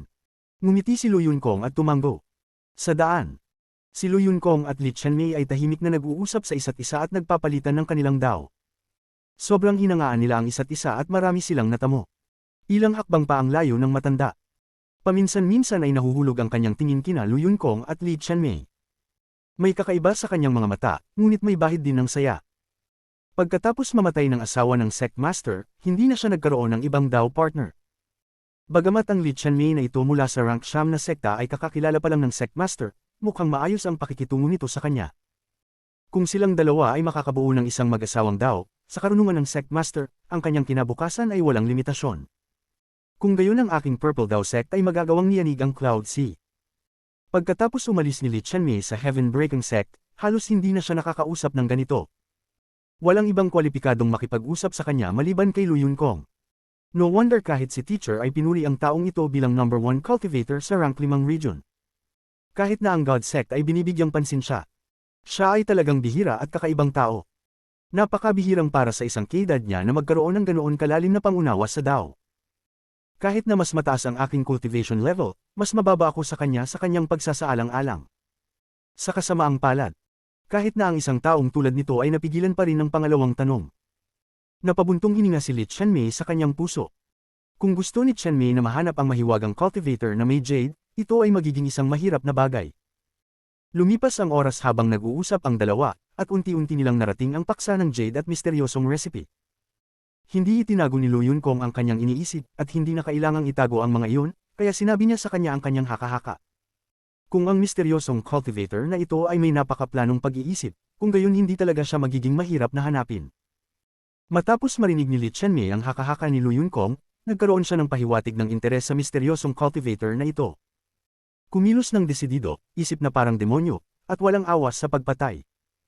Hindi ako humahanga sa maraming tao sa aking buhay, ngunit ang mahiwagang cultivator na ito ay maaaring ituring na isa sa kanila. Habang pinupuri ni Lu Yunkong, nadagdagan ng awa sa kanyang mga mata. Mahinahong sinabi ni Li Qianmei, ito lang ang haka-haka ni Brother Lu. Hindi naman siguro ganito ang totoo. Sana totoo ang speculation ko para magkaroon ako ng chance na makilala siya. Iyon ay magbibigay ng kagalakan sa buhay. Isang buntong hininga ang pinakawalan ni Lu Yunkong. May pag-asa sa kanyang mga mata. Habang umuusad ang lahat, napalapit sila sa kontinente ng Mouluo. Sa sandaling ito, malabo nilang nakikita ang anino ng kontinente ng Mouluo. Dahan-daang huminto ang tigre at lumutang sa kalawakan. Malamig itong nakatingin sa harapan. Tumingin si Lu Yunkong sa matanda sa tabi niya at mahinahong sinabi, ang Purple Dao sect at ang Origin sect ay may parehong pangunahing sekta. Hindi na kailangang magdulot ng labis na kalituhan. Mag-isa akong pupunta at maghintay kayong lahat dito. Tumango ang matanda bilang pagsang-ayon. Qianmei, sabay na tayo. Bahagyang ngumiti si Lu Yunkong, at ang kanyang tingin ay nahulog kay Li Qianmei. Tumango si Li Qianmei at lumipad silang dalawa patungo sa kontinente ng Mouluo. Ang matanda ay tumingin sa dalawa na nawala at mahinang sinabi, siguro ang sect master at siya. Maaari talagang maging mag-asawang Dao. Kontinente ng Mouluo. Naranasan ni Wang Lin ang kapangyarihan ng mga table task ng Cloud Sea. Matapos subukan ng mga table task at maunawaan ang mga kaluluwa ng hayop sa loob, naunawaan ni Wang Lin ang diwa ng mga tabletang ito. Upang hiramin ang kaluluwa ng hayop upang maunawaan ang kalangitan at pagkatapos ay pagsamahin ito sa iyong sariling domain. Si Wang Lin ay nakaupo sa loob ng courtyard at tinanggihan si Lu Yanfei at ang pagbisita ng kumpanya. Hinawakan niya ang rank 8 na tableta sa kanyang kamay at nagsimulang mag-isip. May kapintasan ng mga table tasks ng Cloud Sea. Ang pag-unawa na nakalap mula sa mga kaluluwa ng hayop ay napakagulo at mahirap intindihin. Kung nais ng isang tao na kunin ang nais na pangunawa, kailangan nilang patuloy na uminom ng mga table tas para ito ay magtagumpay. Matapos mag-isip ng kaunti, nakatingin si Wang Lin sa tableta sa kanyang kamay nang bigla siyang may napansin. Tumingin siya sa malayo. Dumating sila. Ang kanyang ekspresyon ay neutral na walang kaunting pagbabago. Inalis niya ang tingin at pinagpatuloy ang pagtingin sa tableta sa kaliwang kamay. Maya-maya, may nagbukas ng pinto ng courtyard at pumasok ang isang lalaki at isang babae. Nasa katanghaliang gulang na ang lalaki at nakasuot ng purple na damit. Nagbigay siya ng pakiramdam ng kamahalan nang hindi nagagalit at ang kanyang mga mata ay parang mga bituin. Naglalaman sila ng walang katapusang karunungan. Ang babaeng nasa tabi niya ay napakaganda na may balat na kasing kinas ng jade at kasing puti ng niebe. May isang jade flute sa kanyang kamay at nagbigay siya ng napaka-eleganting pakiramdam. Ang pagdating ng dalawang iyon ay hindi nakakuha ng atensyon ng sinumang origin sect cultivator, na parabang sila ay lumitaw ng wala saan. Sa sandaling pumasok sila, bumagsak ang tingin ng nasa katanghaliang lalaki kay Wang Lin, at lumiit ang kanyang mga pupil. Pagkatapos ay dahan-dahan siyang naglakad. Hindi mabilis ang kanyang bilis, ngunit bawat hakbang niya ay sumasabay sa tibok ng puso ni Wang Lin. Tila naglalaman ito ng isang tiyak na batas at natural na nagbigay ng hindi masabi na panggigipit. Ang nakakapagtaka pa ay sa pagsara ng lalaki, dumilim ang langit pagkatapos ng 100 hakbang. Tinakpan ng maitim na ulap ang kalahati ng mundo habang siya ay sumusulong, at tila nilalamon ng maitim na ulap ang kalangitan. Umupo. Hindi pa rin itinaas ni Wang Lin ang kanyang ulo. Nagulat si Wang Lin sa katotohanang mahahanap siya ng dalawang ito dito nang walang nakakapansin sa origin sect. Isang salita lang ang nasabi niya, ngunit sa sandaling ito, huminto ang mga yabag ng nasa katanghaliang gulang na lalaki. Ito ay isang kung ang ritmo na itinakda niya sa mga dosenang hakbang na iyon ay nag-ulo, kaya hindi niya magawang makilala ang pagitan ng totoo at mali. Parang gumuho ang lahat ng nangyari noon sa pag-iisip ni Wang Lin. Agad naging seryoso ang ekspresyon ni Lu Yunkong. Napakalinaw ng pakiramdam na ito. Malinaw niyang inilatag ang kanyang cultivation at domain at pinalibutan ang lalaking ito ng puti. Ang mga hakbang na iyon na kanyang ginagawa ay ang kanyang domain, at ang bawat hakbang ay dapat na isang domain attack. Habang sumusulong siya, ang kanyang domain ay sumanib sa mundo at ang kanyang dao ay naging madilim na ulap, na nagbigay sa kanya ng higit na momentum. Ang dosenang simpleng hakbang na ito ay hiniram niya ang lakas ng langit at bumaba sa mukhang ordinaryong lalaking ito na nakaputi. Kung ibang tao ito, sapat na ang dosenang hakbang na ito para ibagsak ang kanilang domain at malubhang mapinsala ang kanilang pinagmulang kaluluwa. Kung mas malala ang pinsala, nag-iiwan sana ito ng marka sa kanilang Dao Heart at naging sanhi ng pagbagsak ng kanilang Dao Foundation. Kahit na may makalaban, magpapakita pa rin sila ng tanda ng pagtutol. Si Lu Yunkong ay lubos na nagtitiwala sa kanyang sariling domain at Dao, ngunit sa sandaling ito, siya ay naantig dahil sa isang simpleng salita mula sa mukhang ordinaryong lalaking ito na nakaputi. Ang isang salitang ito ay nagwatek-watek sa lahat ng kanyang itinakda, na parabang lahat ng kanyang ginawa ay hindi totoo. Bakit hindi umupo? Itinaas ni Wang Lin ang kanyang ulo. Nalipat ang tingin niya sa pil at tumingin sa lalaking naka-purple. Nagtama ang kanilang mga mata. Parabang isang hindi nakikitang kulog ang sumabog sa loob ng patio na ito, at ang nasa katanghaliang gulang na lalaking naka-purple ay labis na nagulat. Hindi niya namamalayan na napaatras siya ng 2 hakbang at nagbago ang ekspresyon ng mukha niya. Sa kanyang pag-atras, ang mga madilim na ulap sa kalangitan ay napunit at nawala sa isang iglap. Maaliwalas na naman ang langit. Gaano man kalalim at kalalim ang pagkaunawa ni Lu Yunkong sa Dao, paano niya maihahambing si Wang Lin? Naunawaan ni Wang Lin ang siklo ng buhay at kamatayan pagkatapos ng 500 taon ng paglilinang, at pagkaraan ng mahigit 900 taon, natapos niya ang kanyang siklo ng buhay at kamatayan, na pagkatapos ay naging karma. Pagkatapos ng mahigit 1,000 taon, ang kanyang karma ay kumpleto at muling binago sa domain ng totoo at mali. Ano ang maaaring gamitin ni Lu Yunkong upang ihambing? Anong kwalifikasyon ang kailangan niyang ikumpara? Hindi niya kayang ikumpara. Si Li Qianmei ay pinapanood ito mula sa simula. Sumama siya kay Lu Yunkong dahil hinangaan niya ang pag-unawa sa Dao at may mabuting kalooban sa kanya. Nadama niya na sa mga junior generation, walang mas malalim na pangunawa sa Dao kaysa kay Lu Yunkong. Ito rin ang dahilan kung bakit si Lu Yunkong ay binabantayan ng mga matataas na sekta. Gayunpaman, nagbago ang kanyang isip nang tumingin siya kay Wang Lin, at ang kanyang mga mata ay nagniningning ng mas maliwanag kaysa sa dati. Kapatid, may 3 tanong ako na gusto kong itanong. Maari mo ba silang sagutin? Kabanata 1166. Ang kasinungalingan ng langit. Walang cultivator ng origin sect ang nakapansin sa nangyari sa Southern Courtyard. Ang katimugang patio ay isang ipinagbabawal na lupain, kaya walang alagad na maglalakas loob na pumasok. Maging si Lu Yanfei at ang kanyang mga kasama ay darating lamang kapag tinawag, at hindi sila mangangahas na pumasok. Matapos agad na patayin ang isang rank 8 beast at sabihan ng rank 6 na sect cultivator na sumigaw, si Wang Lin ay parang ninuno ng mga disipulo ng Origin sect. Napuno sila ng paggalang at paghanga sa kanya. Napakapangit ng ekspresyon ni Lu Yunkong habang nakatitig kay Wang Lin. Nasa dilema siya. Sa harap ng mga mata nitong lalaking nakaputi, hindi siya makahakbang pasulong o paatros. Kung siya ay humakbang, pakiramdam niya ay guguho ang mundo, ngunit kung siya ay umatras, ang kanyang dao ay babagsak. Parang larong bata lang ang dao niya sa harap nitong lalaking nakaputi. Lumalabas ang pawis sa kanyang noo. Si Lu Yunkong ay hindi pa nakakita ng taong may dao na tulad nito. Ang lahat ay tila isang ilusyon, ngunit kung hilingin ng kabilang partido, ang lahat ay magiging totoo. May pakiramdam pa siyang magbabago ang mundong ito kasabay ng kalooban ng taong ito. Kung uupo siya doon, siya ay dao. Isang kakaibang kaisipan ang lumitaw sa isipan ni Lu Yunkong. Ang mga salita ni Li Qianmei ay dumating sa sandaling ito.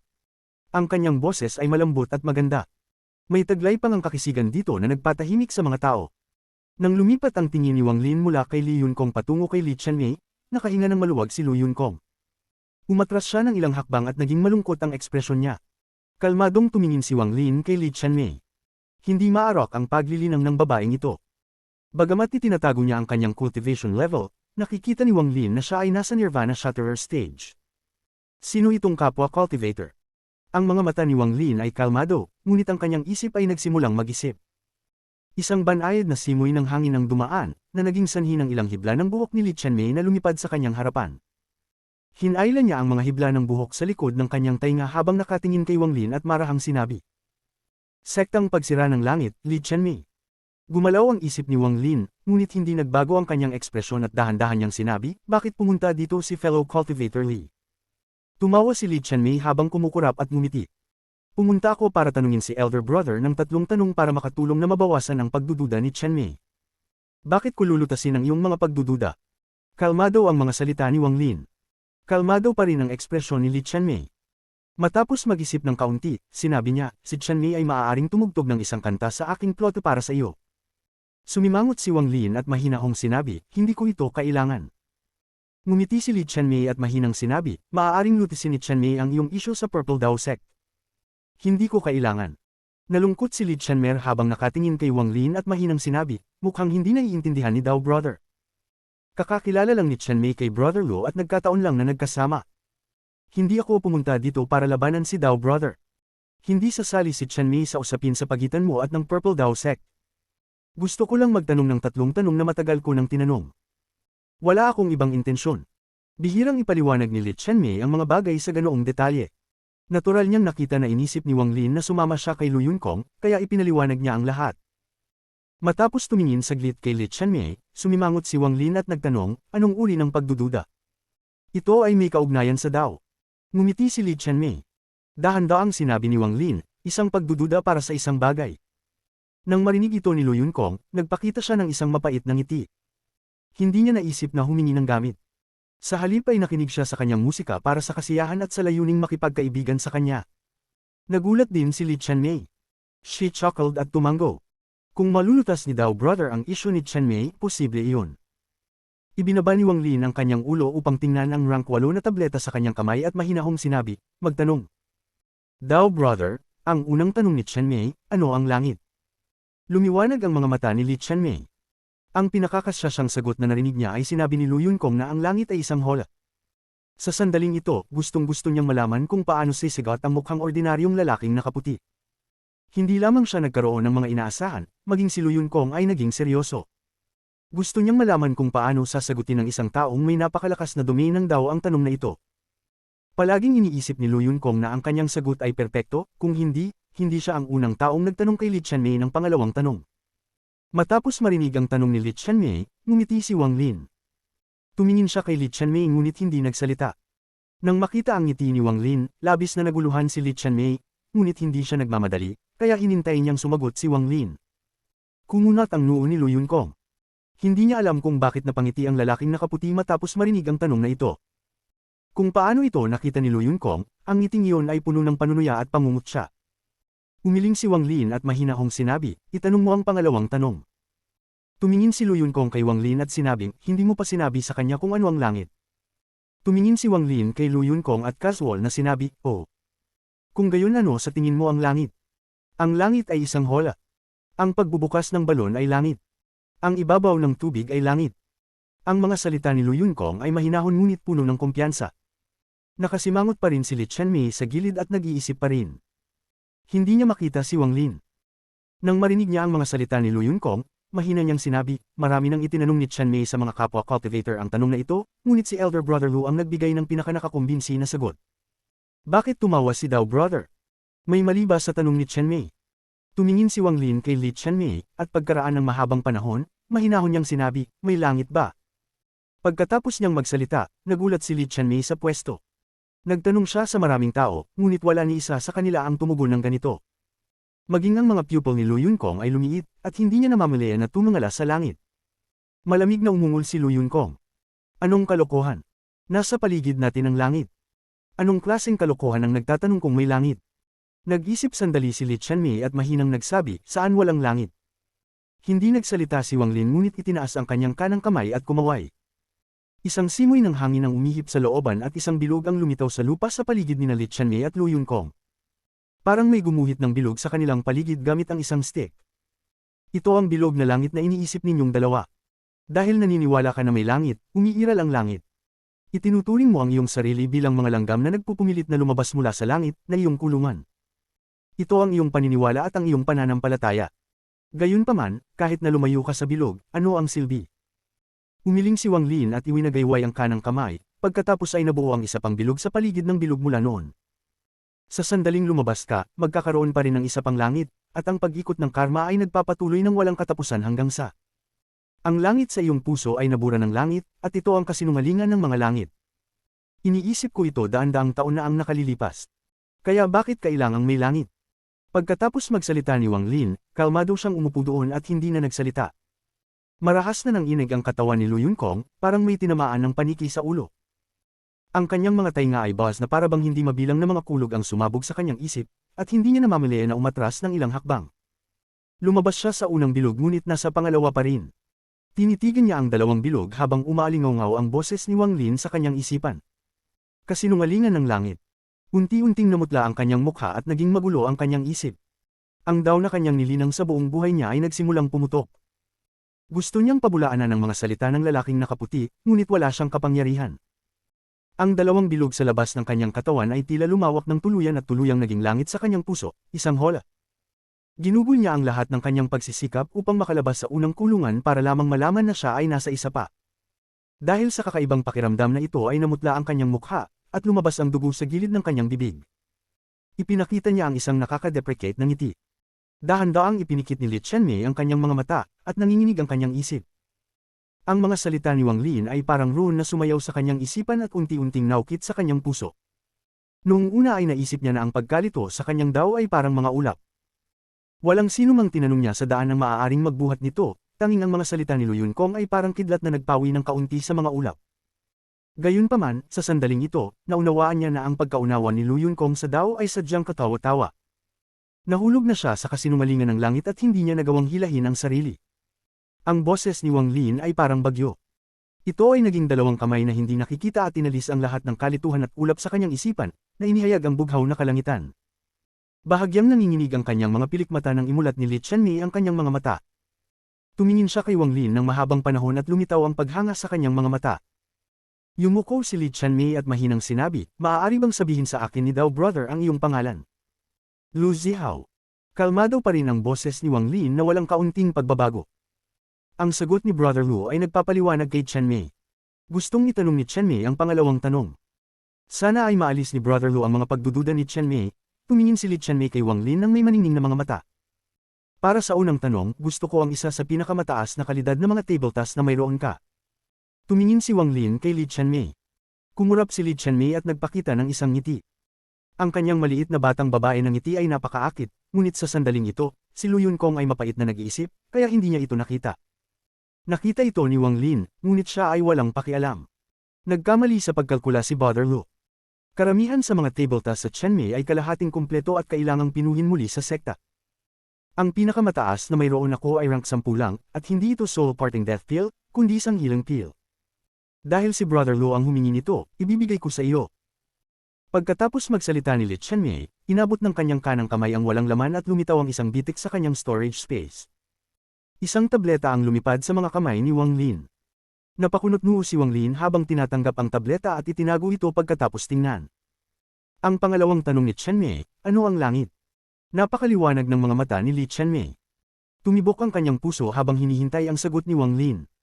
Hindi pa niya naramdaman ang ganitong pakiramdam noon.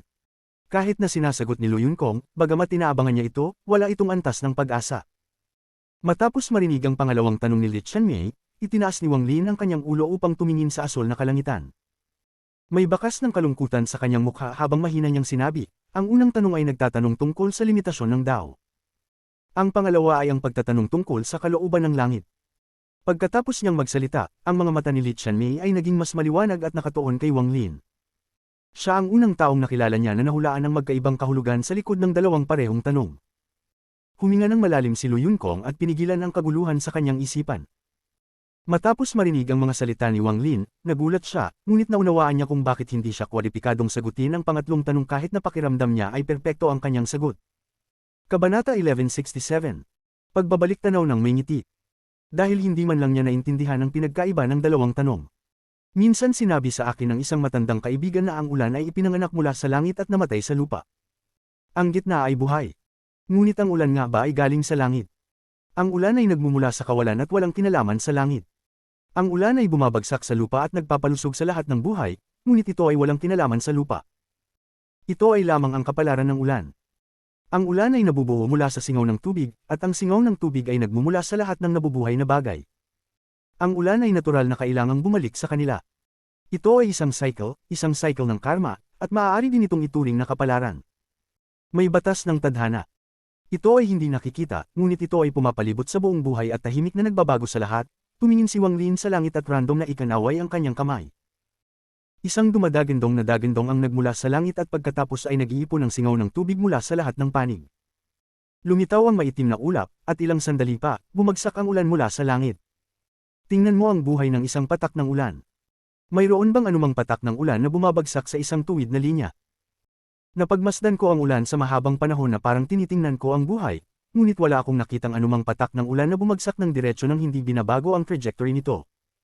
Sila, palaging nagbabago dahil sa hangin o sa mga ulap o sa sarili nilang bigat, inaayos ang lugar kung saan sila makararating. Nakikita mo ba ang hindi pagnanais mula sa ulan? Alam mo ba kung bakit ganito? Inalis ni Wang Lin ang kanyang tingin at tumingin kay Li Qianmei.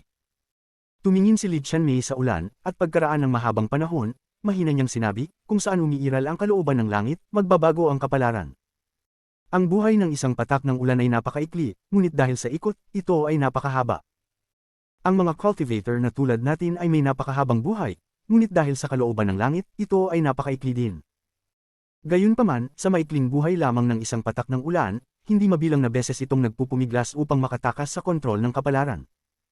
Upang labanan ng kapalaran, patuloy itong nagbabago kung saan ito makararating. At ang mahabang buhay ng mga cultivator na tulad natin ay hindi maihahambing sa ulan, ngunit ilan ba ang handang magpumiglas hanggang kamatayan upang makatakas sa yakap ng kapalaran tulad ng ulan? Ang pakikibaka hanggang kamatayan upang labanan ang kaayusan ng langit. Makipagpunyagi hanggang kamatayan upang suwi ng kalooban ng langit.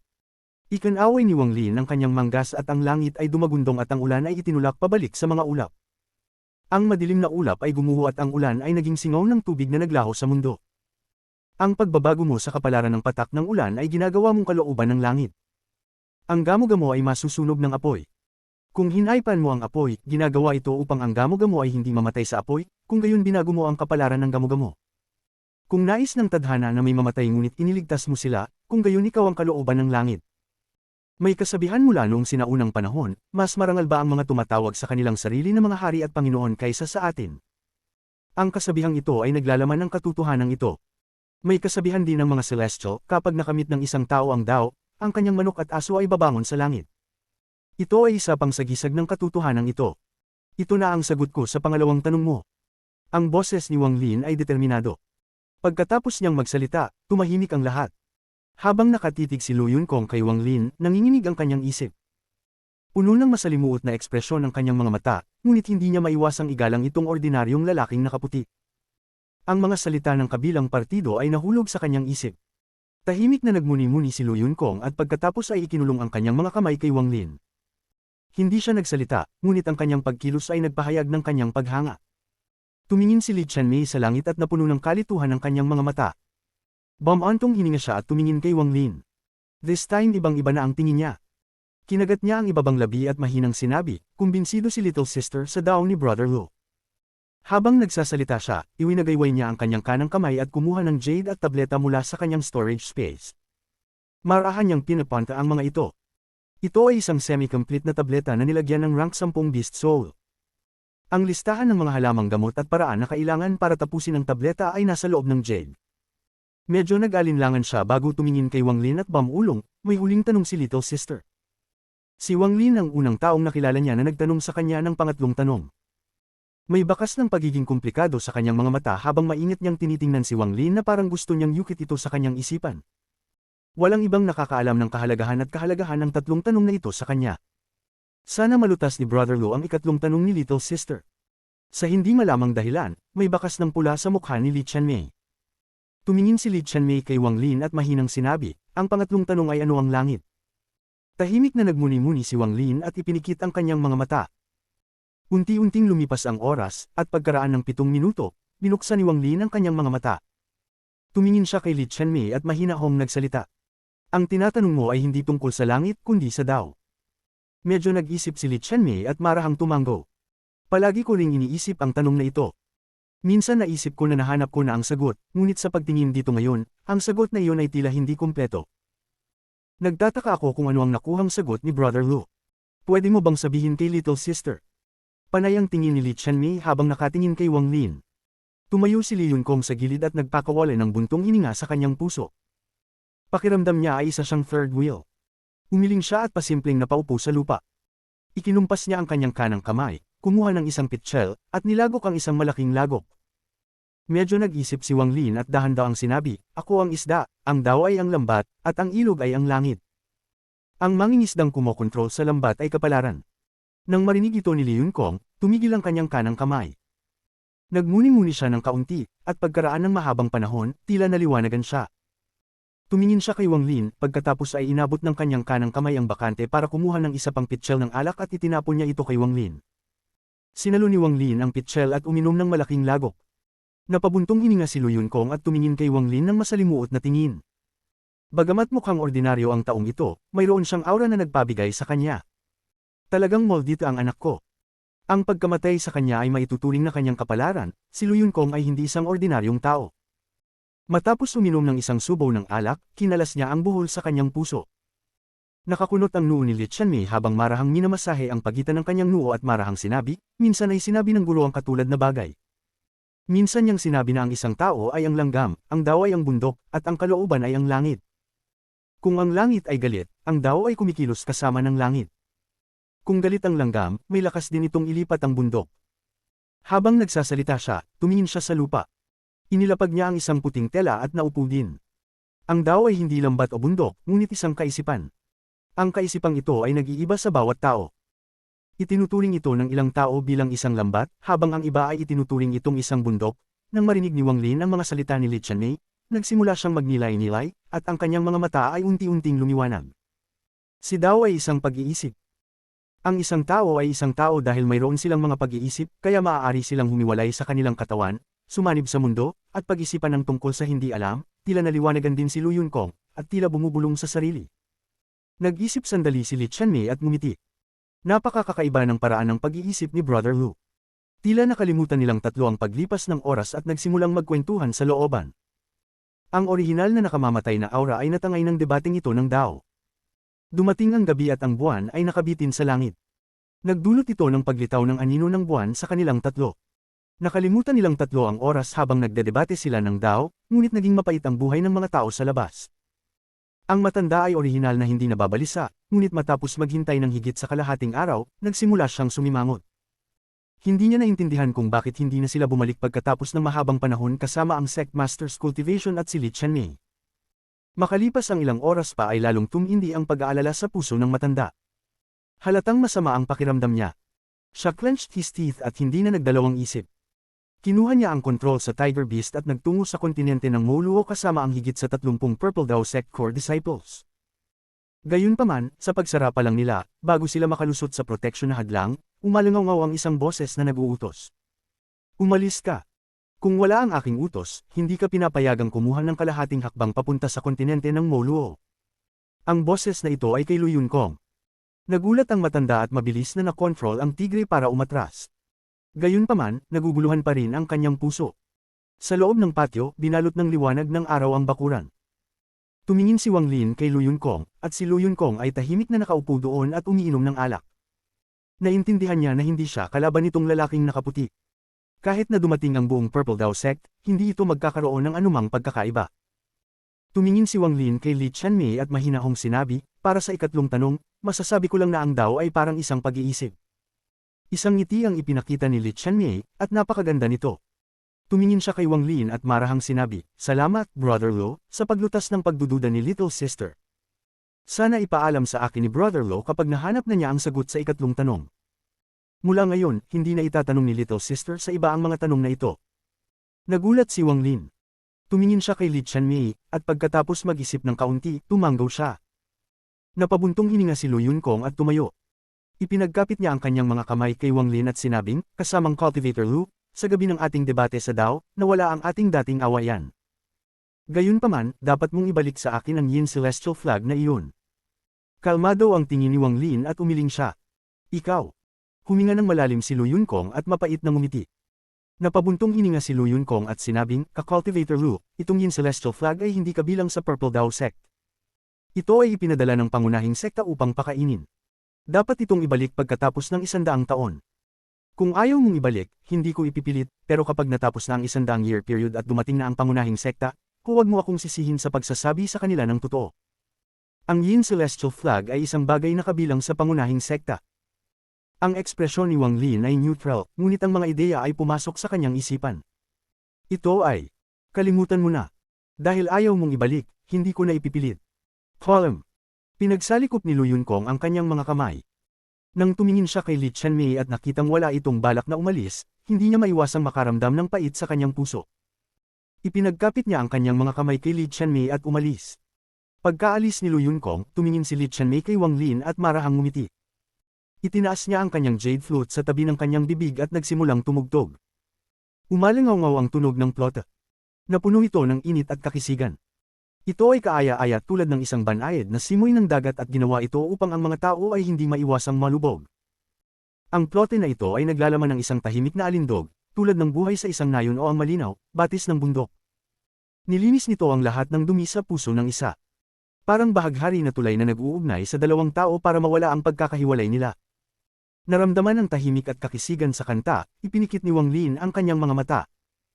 Para bang bumalik siya sa planetang Susako at nakita ang babaeng iyon na naglalaro ng sitar, o ang bulag na babae sa Demon Spirit Land. Ang kanta ng plote na pumapasok sa kanyang mga tenga ay may halong kudyapi sa kanyang puso. Ito ay mahirap na makilala ang mga ito. Umalis si Lu Yunkong na sinabayan ng tunog ng plote, at lalong lumakas ang pait sa kanyang puso. Tumingin siya sa Origin Sect at nagpakawala ng buntong hininga bago umalis ng hindi lumilingon. Pagkaraan ng hindi malamang tagal, nawala ang tunog ng plote. Tumayo si Li Qianmei at tumingin kay Wang Lin bago naglakad patungo sa gate ng courtyard. Pagkatapos ay huminto siya at tumingin sa likod na may ngiti. Nang sumikat ang ngiti na ito, binuksan ni Wang Lin ang kanyang mga mata. Brother Lo, ang kontinente ng Panglei ay magsasagawa ng auction na nagaganap lamang tuwing 30 taon. Interesado ka bang pumunta? Kabanata 1168. Ang mahiwagang starfield sa likod ng rank 9 na rehiyon. Ang kontinente ng Panglei ay napakatanyag sa rank 5 na rehiyon. Karamihan sa katanyagan na ito ay nagmula sa Treasured Jade Sect. Ang Treasured Jade Sect ay ang numero 1 sekta sa rank 5 na rehiyon. Marami silang cultivator at natural na maraming matandang halimaw. Ang kontinenteng kinaroroonan nila ay tinawag na Panglei, ngunit tinawag din itong Panglei Celestial Realm. Ang laki ng Panglei ay mas malaki kaysa kay Moluo. Ito ay hindi bababa sa 100 beses na mas malaki. Medyo hindi nararapat na tawagin itong isang kontinente, dahil ito ay kalahating planeta ng paglilinang. Sa dagat na ulap, kakaunti ang mga planeta ng paglilinang. Sila ay napakabihirang. Tanging ang mga napakalakas na sekta lamang ang maaaring magmay-ari sa kanila. Kahit na ang Treasured Jade Sect ay hindi kwalipikadong sakupin ang isang kumpletong planeta ng paglilinang. Kalahati lang ang makukuha nila. Nakuha lang nila ang kalahati dahil ang isang ninuno 20,000 taon na ang nakakaraan ay nakamit ang mahusay na merito at ito ay ibinigay sa kanila ng rank siyam na Ghost Sect. Kahit hanggang ngayon, walang ibang mas matataas na cultivator ang nang-ahas na maghangad para sa cultivation planeta na ito, na nagbigay daan sa Treasure Jade Sect na panatilihin ang cultivation planeta na ito. Pagtingin sa Star Fog, nagmukhang ngipin si Pang Lei. Ang mga layer ng protection ng mga hadlang ay kumikinang sa paligid nito, na nagtutulak sa Star Fog pabalik at nagpakinang kay Pang Lei. Bukod sa Treasure Jade Sect, bahagi ng katanyagan ni Pang Lei ang auction na ginagawa nito tuwing 30 taon. Sa bawat oras, magkakaroon ng malaking bilang ng mga cultivator, kabilang ang ilang mga sikat na cultivator mula sa itaas na mga rehiyon. Ang buong bagay ay lubhang masigla. Nagaganap ang auction sa loob ng 3 buwan, ibig sabihin, magkakaroon ng napakakomprehensibong listahan ng mga kayamanan, table tasks, recipe ng tableta, at spirit beast na ibinebenta. Nagbibigay ito sa mga cultivator na may malaking iba't ibang mga mapagkukunan. Kasama rin dito ang pagpapalitan ng mga Celestial Jade at Origin Crystal kasama ang trafficking ng mga katawan at cultivation furnace. Nagkaroon pa nga ng pagsusugal gamit ang sarili mong espiritong hayop para lumaban. Siyempre, ang pinakakawili-wiling mga bagay ay ang Pang Lei Chaos at ang pag-auction ng sarili mong mga produkto. Ang Pang Lei Chaos ay isang kapaligiran sa Treasure Jade Sect kung saan maaaring malayang tumaya ang mga cultivator sa mga laban sa buhay at kamatayan. Ang mananalo ay kukuha ng mga kayamanan ng natalo.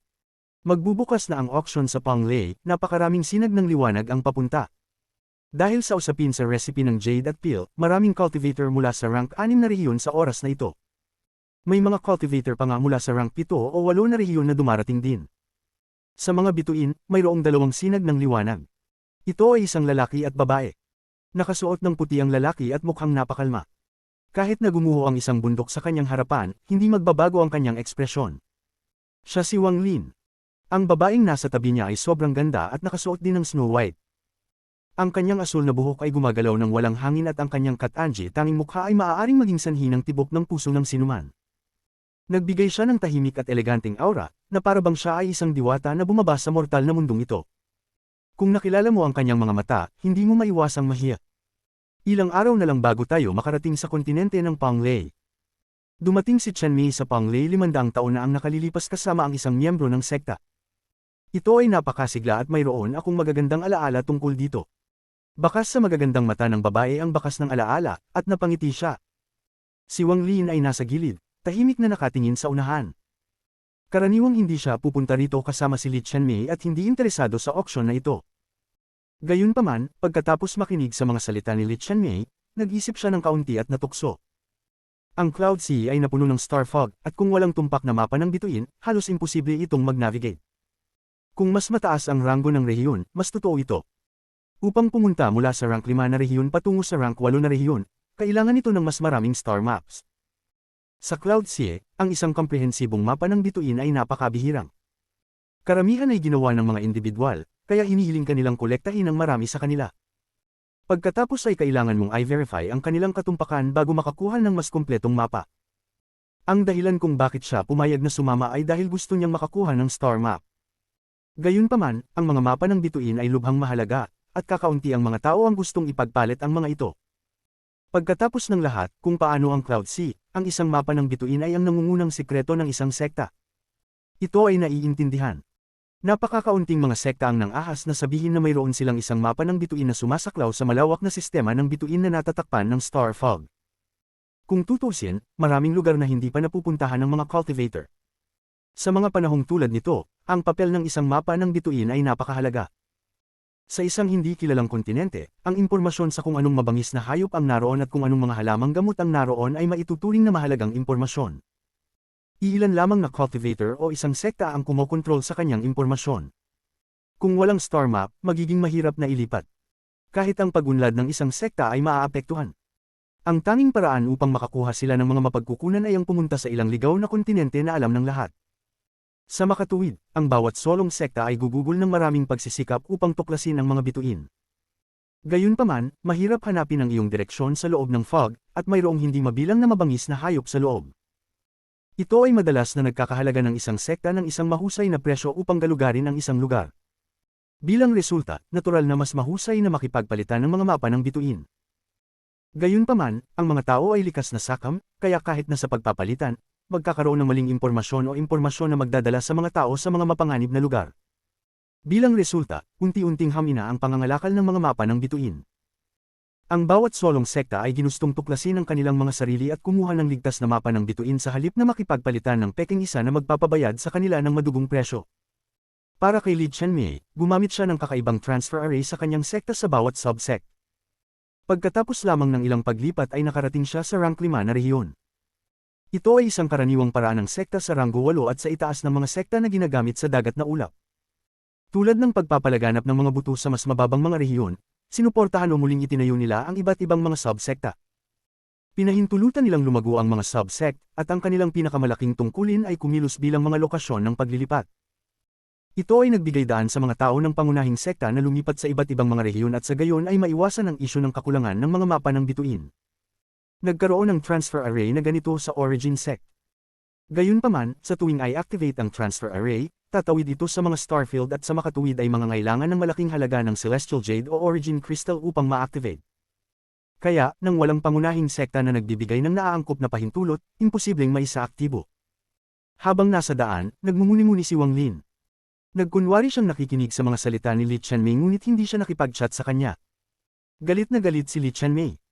Sa daan, ang lalaking ito sa tabi niya ay parang pipi at hindi umingik. Siya lang ang nagsasalita, parang kinakausap niya ang sarili niya. Habang lumilipad ang dalawa, tumahimik sila. Tumingin si Wang Lin kay Li Qianmei. Matapos mag-isip ng kaunti, dahan-dahan niyang sinabi, ang rank 9 na rehiyon ay napakahiwaga sa amin. I wonder kung ilang sekta ang nasa rank 9 na region. Walang kapintasan ang tanong niya.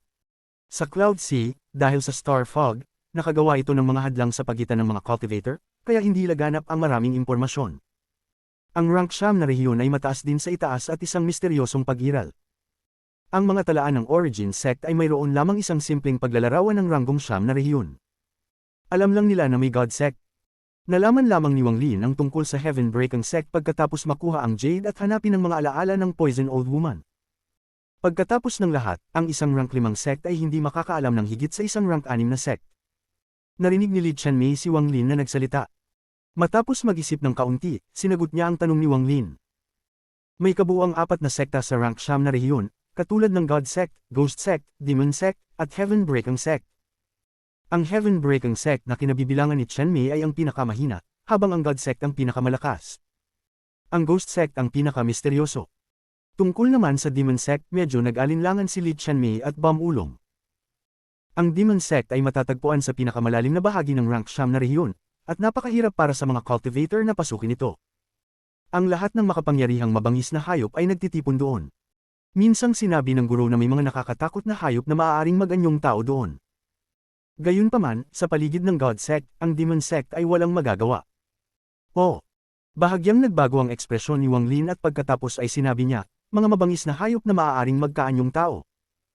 Tumanggo si Li Qianmei at mahinang sinabi, maaaring maunawaan ng mga mabangis na hayop ang langit at linangin ng daw, kaya bakit hindi nila kayang linangin ang anyo ng tao?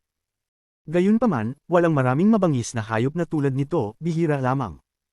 May ilang bagay na hindi mo alam at ng karamihan sa mga cultivator.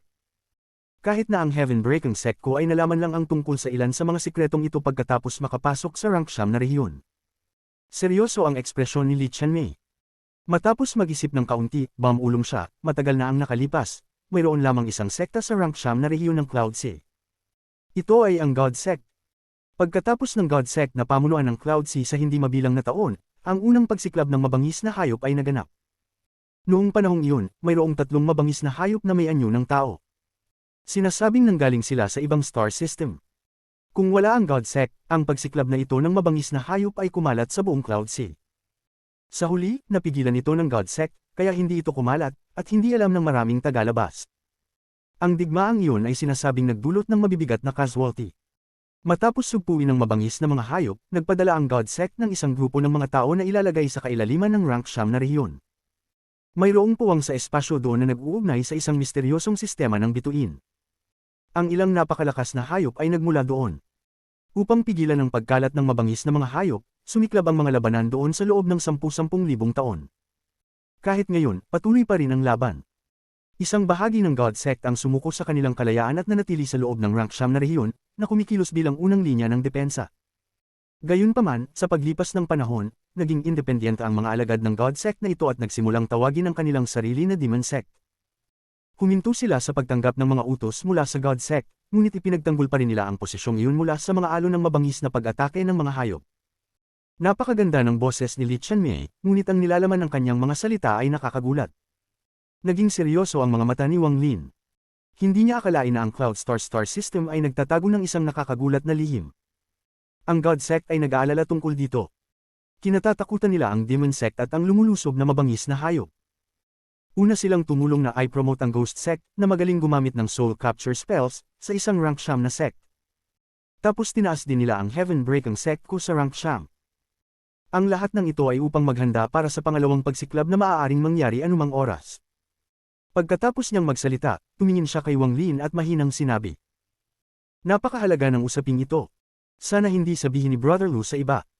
Tahimik na nag-isip si Wang Lin at tumango. Pagkatapos ay tumingin siya sa malayo na parang ang kanyang tingin ay maaaring tumagos sa kawalan at maabot ang rank siyam na rehiyon. Nakita niya ang spatial crack na pinipigilan ng Demon Sect sa loob ng 10,000 taon at nakita niya ang misteryosong hindi kilalang star system sa loob. Lahat ng bagay sa mundong ito ay may dahilan. Kung totoo ang sinabi ni Li Qianmei, kung gayon nasaan ang misteryosong sistema ng bituin na iyon. Kabanata 1169. Sino ka? Bawat ilang daang taon, ang rank siyam na rehiyon ay bumubuo ng hukbo ng mga cultivator na ipapadala upang tumulong sa pakikipaglaban sa mga mabangis na hayop mula sa misteryosong sistema ng bituin. Marahil ay hindi magtatagal at kailangan na ring umalis ni Qianmei. Ang asul na buhok ni Li Qianmei ay lumipad at ang ilang hibla ay nasalo ng kanyang kanang kamay habang siya ay nakangiti. Tahimik na nag-isip si Wang Lin. Kung dumating ang araw na iyon, kailangang paalisan ni Brother Lu si Qianmei. Kumurap si Li Qianmei at tumawa. Ang ngiting iyon ay maganda tulad ng isang namumulaklak na orchid, na may pakiramdam ng biyaya at kakisigan. Ang magandang mukha na iyon ay katulad ng kay Lu Yanfei, na nakatayo sa ibabaw ng kanyang pavilion at tahimik na nagmasid nang umalis si Wang Lin sa kontinente ng Moluo. Naroon din ang malambot niyang boses. Sana dumating si Senior sa 100 taong kompetisyon na magaganap sa pangunahing sekta. Sa katalinuhan ni Lu Yanfei, masasabi niyang hindi kayang panatilihin ng kontinente ng Moluo si Wang Lin. Ito ay, pagkatapos ng lahat, lamang ng isang foothold, at siya ay isang passerby lamang. Alam niyang aalis siya pagkatapos malutas ang usapin sa Origin Sect. Ang kanyang pag-alis ay nangyari halos kaagad pagkatapos na malutas ang sakuna kasama ang Purple Dao Sect. Sa sandaling umalis siya, malamang na hindi niya ito makikitang bumalik. Ang babaeng may asul na buhok na umalis kasama si Wang Lin ay nahadyop din ng mga mata ni Lu Yanfei, at unti-unti niyang ibinaba ang kanyang ulo. Nakita ni Wang Lin ang eksenang ito at narinig niya ito. Hindi na siya makalingon at hindi na dapat lumingon habang lumilipad siya sa malayo. Ngunit nang malapit na siyang umalis sa kontinente ng Moluo, ang mga salita ni Wang Lin ay parang isang banayad na simoy ng hangin na nagpaangat sa buhok ni Lu Yanfei. Gagawin ko. Sa sandaling ito, tumingin si Wang Lin kay Li Qianmei, na nasa huling yugto na ng Nirvana Shatterer ngunit walang kahit katiting na pahiwatig ng pagmamataas at parang isang maliit na kapatid na babae sa tabi. Nakinig siya sa kanyang pakikipag-usap tungkol sa mga lihim ng Rango Siyam na rehiyon. Pinakinggan niya ang pag-uusap nito tungkol sa digmaan sa mga mabangis na hayop. Nakikinig siya sa kanya na humihiling sa kanya na paalisin siya. Nag-isip si Wang Lin bago siya tumango at bumulong, I will. Ngumiti si Li Qianmei. Kapag ngumiti siya, ang kanyang mga mata ay parang crescent moon. Sa ikalawang araw ng auction, dumating sina Wang Lin at Li Qianmei sa labas ng Panglei. Ginamit ni Li Qianmei ang kanyang Dao spell para gawing itim ang kanyang buhok. Ginawa ito para hindi na siya mag-alala na makilala siya. Ang itim na buhok na si Li Qianmei ay mas matikas. Ang kanyang pagtayo sa tabi ni Wang Lin ay nakakuha ng atensyon ng maraming nakapaligid na cultivator. Ang Treasured Jade Sect ay naglagay ng maraming disipulo sa paligid ng Panglei upang tanggapin ang mga darating na cultivator. Pagkatapos magbayad ng bayad, bubuksan nila ang Porma Sayon at papayagan ang mga cultivator sa loob. Ito ang unang pagkakataon na nakakita si Wang Lin ng cultivation planeta mula noong dumating siya sa Cloud Sea, kahit nakalahati lang ito ng isa. Gayunpaman, kumpara sa pagkabigla na naranasan ng ibang mga cultivator nang makakita sila ng isang planeta ng pagtatanim, si Wang Lin ay lubhang kalmado. Sa Cloud Sea, karamihan sa mga cultivator ay hindi pa nakakita ng planeta ng paglilinang, mga lumulutang na kontinente lamang. Palaging makikita sa kanilang mga mukha ang pagkabigla ng makakita ng isang cultivation planeta sa unang pagkakataon. Gayunpaman, para kay Wang Lin, ang isang cultivation planeta ay talagang hindi gaanong. Siya ay ipinanganak sa isang cultivation planeta, tinanggap niya ang kanyang guro sa isang cultivation planeta, at sa All Heaven, mayroon pa siyang sariling cultivation planeta. Hindi na kailangang pag-usapan ng tungkol sa malaking starfield sa loob ng Vermilion Bird Divine Sect. Ang mga cultivator ng Treasure Jade Sect ay lahat ay may pagmamalaki dahil sila ay nagmamay-ari ng isang tunay na planeta ng paglilinang. Gayunpaman, bago si Wang Lin, ang kanilang pagmamataas ay talagang hindi gaanong mahalaga. Habang binabayaran ng bawat cultivator ang kanilang mga spirit stone at pumasok, sa wakas ay turn na ni Wang Lin at Li Qianmei. Ang mga cultivator na nakatalaga dito ay halos nasa yin at yang stage. Gayunpaman, ang cultivator na nangunguna sa kanila ay hindi inaasahang nasa yugto ng Nirvana Scryer. Ang Treasure Jade Sect ay may magandang pangalan para magkaroon ng Nirvana Scryer cultivator para salubungin ang mga tao. Palihim na umiling si Wang Lin. Madali niyang nakikita ang mga aksyon ng Treasure Jade Sect. Nagpapakita sila ng kapangyarihan. Matapos bayaran ng mga Spirit Stone, pumasok sina Wang Lin at Li Qianmei sa kontinente ng Panglei. Ngumiti si Li Qianmei at Bam Ulong, mas maganda ang auction sa pagkakataong ito. Huling pagpunta ko rito, mayroon silang Nirvana Cleanser Cultivator na tinatanggap ang mga tao. Akala ko pupunta ako sa ibang rank siyam na sect at nakalimutan ko na ito lang pala ang rank 5 region. Tahimik na umiling si Wang Lin. Bagamat naramdaman ng mga tao na walang kahihiyan ng Treasure Jade Sect, napakaganda ni Panglei. Ang lupa ay berde at ang mga mortal sa mga kabiserang lungsod ay tumitingin ng may paggalang sa mga cultivator na lumilipad. May bakas ng inggit sa kanilang mga mata. May mga maringal na bundok at ilog. Ito ay isang kapistahan para sa mga mata. Ang lokasyon ng auction ay nasa silangang bahagi ng Panglei. Ito ay isang kamangha-manghang tanawin na may mga bato na lumulutang sa hangin at mga pavilion na itinayo sa ibabaw ng mga ito. Napuno ng mga puting ulap ang kalangitan at pinalibutan ang mga batong iyon, na ginagawang parang celestial realm ang silangang bahagi ng Panglei. Ang laki ng mga lungsod na ito na itinayo sa mga batong ito ay naiiba batay sa laki ng mga bato. Marami sa mga batong ito ang lumulutang doon na may malaking bato sa gitna. Hindi sila nakatigil ngunit dahan-daang umiikot. May mga pagsabog din ng musika at himig na nagmumula sa mga batong ito. Gayunpaman, bukod pa riyan, may mga magagandang hayop na lumilipad sa pagitan ng mga bato. Sila ay lilito at mawawala sa loob ng mga ulap. Sa pagtingin dito, nanatiling pareho ang ekspresyon ni Wang Lin, ngunit bamantong hininga siya sa kanyang puso. Mayroong malaking pormasayon sa bawat isa sa mga batong iyon na kumukonsumo ng malaking halaga ng mga espiritong bato bawat segundo upang manatiling lumulutang. Ang Treasure Jade Sect ay sikat sa pagiging maaksaya, ngunit bagaman ito ay mukhang celestial realm, ito ay kulang sa celestial spiritual energy dahil gumagamit sila ng mga spirit stone. Sa huli, ito ay isang imitation lamang. Kahit na ang Treasure Jade Sect ay hindi kayang bilhin ng ganoong karaming celestial jade, lalo na ang mga kristal na pinagmulan. Tumawa si Li Qianmei. Nang marinig ni Li Qianmei na binanggit ang celestial jades, gumawa si Wang Lin ng kakaibang mukha. Nalaman na niya mula sa mga tala sa Origin Sect na ang Cloud Sea ay lubhang kulang sa Celestial Jades. Malaki ang kaugnayan nito sa Wind Celestial Realm na inookupahan ng mga lamok na hayop. Kung hindi sila makapasok, hindi sila makakakuha ng anumang Celestial Jades. Maging ang Treasure Jade Sect ay nang ahas lamang na magsayang ng mga Spirit Stone at napakakuripot ng mga Celestial Jade. Kahit na ang Young Master ng Purple Dao Sect ay walang 100 piraso ng Celestial Jade sa kanyang bag. Ito ay kung gaano sila bihira. Katulad nito, sa Cloud Sea, mayroong isang mas mahalagang mapagkukunan na tinatawag na original na kristal. Tulad ng kung paano kinakailangan ng mga Celestial Jade para maabot ang Ascendant Stage at ginamit ito ng mga cultivator ng yin at yang para sa kanilang mga pormasayon at kayamanan, ang pinagmulan ng mga kristal ay mas malaki para sa mga second step cultivator. Ang mga orihinal na kristal ay umiral lamang sa Cloud Sea at minamahal ng mga pangalawang hakbang na nagkukultiba. Ang pagsipsip sa mga ito ay maaaring mabilis na mabawi ang pinagmulan ng enerhiya para sa pangalawang hakbang ng mga cultivator. Maaari din nilang mapataas ng husto ang rate ng paglilinang.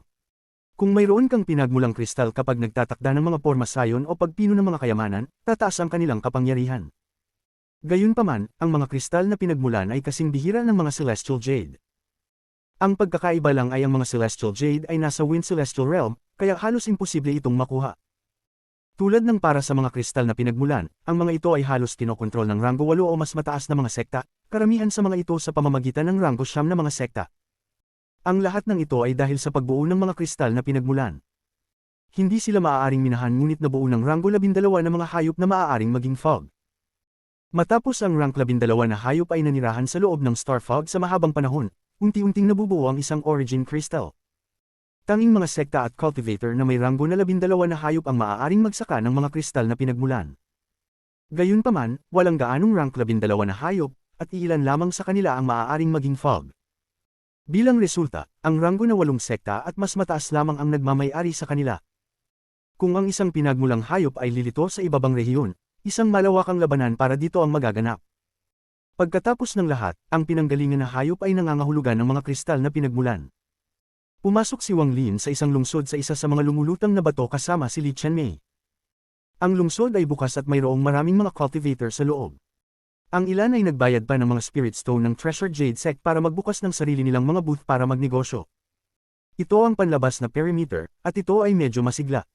Lumakad si Li Qianmei sa tabi ni Wang Lin at tumingin sa paligid. Napakasigla ng lugar na ito, at napuno ng ingay ng pakikipagtawaran ng lungsod. Ang lugar na ito ay hindi mukhang isang trade plaza para sa mga cultivator, ito ay mas katulad ng isang mortal market. Napakatagal na panahon na mula nang bumisita si Wang Lin sa isang palengke tulad nito. Habang naglalakad siya sa lungsod, bumagsak ang tingin niya sa isang stall na hindi kalayuan. Mga ka-cultivator, wala akong ganoon karaming celestial jade. Paano kung magdagdag ako ng isang tableta? May isang matandang lalaki na nakaupo sa likod ng stall. Malungkot ang ekspresyon niya habang nakatingin sa isang lalaking nasa harap niya. Ang mga salitang ito ay nagmula sa nasa katanghaliang gulang na lalaki. Kaya kung pinuhin ang sarili kong mga tabletas, sila ay walang silbi. 70 celestial jade para sa isang kristal na pinagmulan, ito ang aking limitasyon. Nanlamig ang tingin ng matanda habang nagsasalita. Saka hindi na niya pinansin ang medyo may edad na. Sa Cloud Sea, ang mga cultivator ay malayang nakapagpapalit ng mga celestial jade at origin crystal sa isang tiyak na bilis. Matapos marinig ang mga salitang iyon, hindi namamalayang hinawakan ni Wang Lin kung saan naroon ang kanyang bag na hawak. Bagamat walang laman, kakaiba ang pakiramdam ni Wang Lin. Kahit na hindi niya alam kung ilang celestial jade ang mayroon siya sa kanyang storage space. Sa sandaling ito, isang boses na puno ng pagtataka ang dumating mula sa malayo. Qianmei, ikaw talaga. Kasunod ng boses ay 3 cultivator. Ang taong nasa harap ay mga 30 taong gulang. Naka-green shirt siya at gwapo. Siya ay may balingkinitang katawan at napuno ng pagtataka ang kanyang mga mata habang naglalakad. Napakagwapo rin ng 2 sumusunod sa kanya. Ang kanilang mga paglilinang ay pabago-bago, na nagpapakita na sila ay hindi mahina. Bahagyang kumunat ang noo ni Li Qianmei ngunit mabilis na nag-relax at sinabing, kaya si fellow cultivator Yang. Lumapit ang lalaking naka-green at hindi man lang tumingin kay Wang Lin bago ngumiti kay Qianmei. Ilang months lang tayo nagkakilala, pero miss na kita. Buti na lang at nagkita ulit kami ngayon. Qianmei, maingay ang lugar na ito. Paano kung pumunta tayo sa inner city? Malumanay ang boses ng lalaki at may kakaibang alindog dito. Salamat, fellow cultivator Yang, para sa iyong kabaitan, ngunit mangyaring patawarin mo ako. Kalmado ang boses ni Li Qianmei, ngunit malamig din. Qianmei, ikaw. Umakyat ng ilang hakbang ang lalaking nakaberde at magsasalita na sana. Kasamang maglilinang Yang, pakisuyong pansinin ang iyong sinasabi. Ang Qianmei, ay hindi mo masasabi. Sumimangot si Li Qianmei at nagpahayag ng galit. Ang Yang Yu na ito ay isa sa mga taong tinanong niya, ngunit hindi siya nasisiyahan sa sagot nito. Nagtaas ng kilay si Yang Yu. Natural na nakita niya si Wang Lin sa tabi ni Li Qianmei. Hindi siya mangangahas na pukawin si Li Qianmei, ngunit wala siyang pakialam sa iba. Tinitigan ni Yang Yu si Wang Lin at malamig na sinabi, sino ka? Kabanata 1170. Ano ito? Malamig na tiningnan ni Wang Lin ang lalaking nakaberde. Ang taong ito ay nasa kalagitnaan ng yugtong ng Nirvana Scryer, at bagamat siya ay gwapo, may pakiramdam ng pagkalumbay sa kanya. Ang kanyang 2 kasama sa likod niya ay parehong mga Nirvana Cleanser Cultivator, at sila ay nakatayo sa isang kakaibang posisyon. Habang nagsasalita ang lalaking nakaberde, lumipat sila sa gilid at pinalibutan si Wang Lin. Gayunpaman, habang tumitingin si Wang Lin, tanging ang lalaking nakaberde ang nananatiling kalmado. Ang mga pupil ng 2 Nirvana Cleanser Cultivator ay lumiit at nagpahayag ng tensyon at pangamba. Matapos bawiin ang kanyang tingin, hindi man lang tiningnan ni Wang Lin ang lalaking nakaberde at pumunta sa matandang nakaupo sa gilid. Umalis na ang nasa katanghaliang gulang na nakikipagtawaran sa matanda. Hindi lang siya, lahat ng nakapaligid na cultivator ay nakapansin na may mali at lahat ay nagkalat. Ang matandang lalaki sa stall ay kalmado at nakatingin kay Wang Lin. Ka-cultivator, ilan ang mga kristal na pinagmulan mo? Casual na nagsalita si Wang Lin at tumingin sa isang jade token na nasa baywang ng matanda. Namula ang mukha ng matanda at ngumiti. Hindi gaano, isa lang. Gayunpaman, celestial jades lang ang gusto ko at wala nang iba pa. Nagningning ang mga mata ni Wang Lin habang gumagalaw ang kanyang mga labi at nagpadala siya ng mensahe sa matanda. Nagulat saglit ang matanda at saglit na tumingin kay Wang Lin. Pagkatapos ay ipinakita niya ang isang hitsura ng pagkalito. Inabot ng kanang kamay ni Wang Lin at bumukas ang kanyang storage space. Pumasok ang kamay niya sa loob at inilabas ang isang bag na may hawak. Bagamat hindi kailangan ng mga cultivator ng Nirvana Cleanser ng mga storage bag, gagamitin pa rin nila ito sa panahon ng mga trade para sa kapakanan ng privacy. Pinunasan niya ang Divine Sense sa bag at ibinato sa matanda. Pagkatapos ay mahinahong sinabi ni Wang Lin, ito ang deposito. Hinawakan ng matanda ang bag na hawak at maingat na sinilip ito ng kanyang banal na sentido. Pagkatapos ay tumingin siya ng masama kay Wang Lin bago tahimik na nag-isip at nilinis ang kanyang stall. Sabi niya, hahanapin kita sa loob ng 3 araw. Pagkatapos niyang matapos, aalis na sana siya, ngunit huminto siya sandali para tingnan si Wang Lin at nagpadala ng mensahe. Ang kapwa maglilinang ay mapagpasyahan. Ang pangalan ko ay Uyang Long. Ituturing kong kaibigan ng fellow cultivator. Ang lalaking naka-gray na ito ay si Yang Yu, at siya ang pangatlong disipulo ng sect master ng Devil Collection Sect. Ka-cultivator, mag-ingat sa pagharap dito. Matapos ipadala ang mensahe, mabilis na umalis ang matanda at hindi na nagtanong kung paano ko kontaken si Wang Lin. Hindi rin ito kinwestiyon ni Wang Lin. Hindi marinig ng mga tagalabas ang sinabi ni Wang Lin at ng matanda. Nakita ni Yang Yu na saglit lang nakausap ni Wang Lin ang matanda at naging dahilan ng pag-alis ng matanda. Lalo siyang naging maingat. Para naman sa dalawang cultivator na nakapaligid kay Wang Lin, lalo silang kinabahan. Lumiwanag ang mga mata ni Yang Yu at sinabi niya, sigurado kang may lakas ng loob. Hindi mo sinagot ang tanong ko. Hayaan mong lumabas ang iyong Panginoon at kausapin ako. Bagamat kalmado ang ekspresyon ni Wang Lin, malamig ang kanyang mga salita. Nang dama po ito sa kanilang mga tainga, ito ay parang isang malakas na pagsabog. Ang mga ekspresyon ng dalawang unang yugto ng Nirvana Cleanser Cultivator ay nagbago ng malaki. Lumiit ang mga pupil ni Yang Yu at magsasalita na sana siya. Gayunpaman, sa sandaling ito, gumalaw siya na parang kidlat at agad na dumating sa tabi ng cultivator sa kaliwa. Ang cultivator na ito ay nakabantay sa buong oras na ito at mabilis na umatras habang ang kanyang kamay ay bumubuo ng selyo. Isang higanting pulang bulaklak ang biglang lumitaw, at namumulaklak ito hanggang sa mahigit 100 talampakan ng lapad. Bumukas ang gitna, inihayag ang isang bibig na puno ng mga ngipin na sinubukang lamunin si Wang Lin. Ang ekspresyon ni Wang Lin ay neutral, at humakbang siya pasulong sa halip na umatras. Nawala siya ng walang bakas at walang nilamon ng bulaklak. Lumitaw si Wang Lin sa likod ng cultivator at ang kanyang dalawang daliri ay damapo sa likod ng cultivator. Isang muffle bang ang umalingaw-ngaw, pagkatapos ay namutla ang mukha ng cultivator at siya ay umubo ng dugo. Ang bulaklak sa kanyang harapan ay gumuho at siya ay lumipad palabas na parang saranggola na may putol na tali. Nahulog siya sa lupa sa di kalayuan at nabasag ang isang stall. Sa sandaling ito, ang cultivator sa kanan ay umatras at iwinagayway ang kanyang kamay upang ipatawag ang 7 lumilipad na espada. Mabilis na lumipad ang 7 espada kay Wang Lin. Biglang tumingin si Wang Lin, pagkatapos ay nagpakita ang kanyang mga mata ng kakaibang liwanag at sinabi niya ang isang salita. Dao. Biglang nagbago ang mga mata niya. Ang kanyang kaliwang mata ay parang malabong ilusyon, habang ang kanyang kanang mata ay naglalaman ng kidlat na maaaring makabasag ng bakal at makahati sa lupa. Ang dalawang magkaibang titig ay lumipad na parang mga espada at tumatak sa mga mata ng umaatres na cultivator. Biglang nanginig ang katawan ng cultivator at nawala ng kontrol ang mga lumilipad na espada. Ang kanyang mga mata ay naging malabo at ang kanyang puso ay tumibok. Para siyang pumasok sa isang bangungot na hindi niya matakasan. Lumitaw ang mga hallucinations, at hindi niya matukoy ang tunay at peke. Lumabas ang dugo sa gilid ng bibig niya at namumula ang mga mata niya. Napahawak siya sa ulo niya, sumisigaw na parang nabaliw. Ang eksenang ito ay naging sanhi ng paghingal ng mga nakapaligid na cultivator. Ang lahat ng ito ay napakabilis at natapos sa isang iglap. Hindi pa pinatay ni Wang Lin ang dalawang cultivator na ito, ngunit wala na silang silbi. Pinagmasdan ni Li Qianmei ang lahat ng ito at nagningning ang kanyang mga mata. Ito ang unang pagkakataon na nakita niyang umatake si Wang Lin. Ang lahat ay nangyari ng maayos at walang pag-aalinlangan. Namutla ang mukha ni Yang Yu. Tahimik siyang nag-iisip habang nakatingin kay Wang Lin.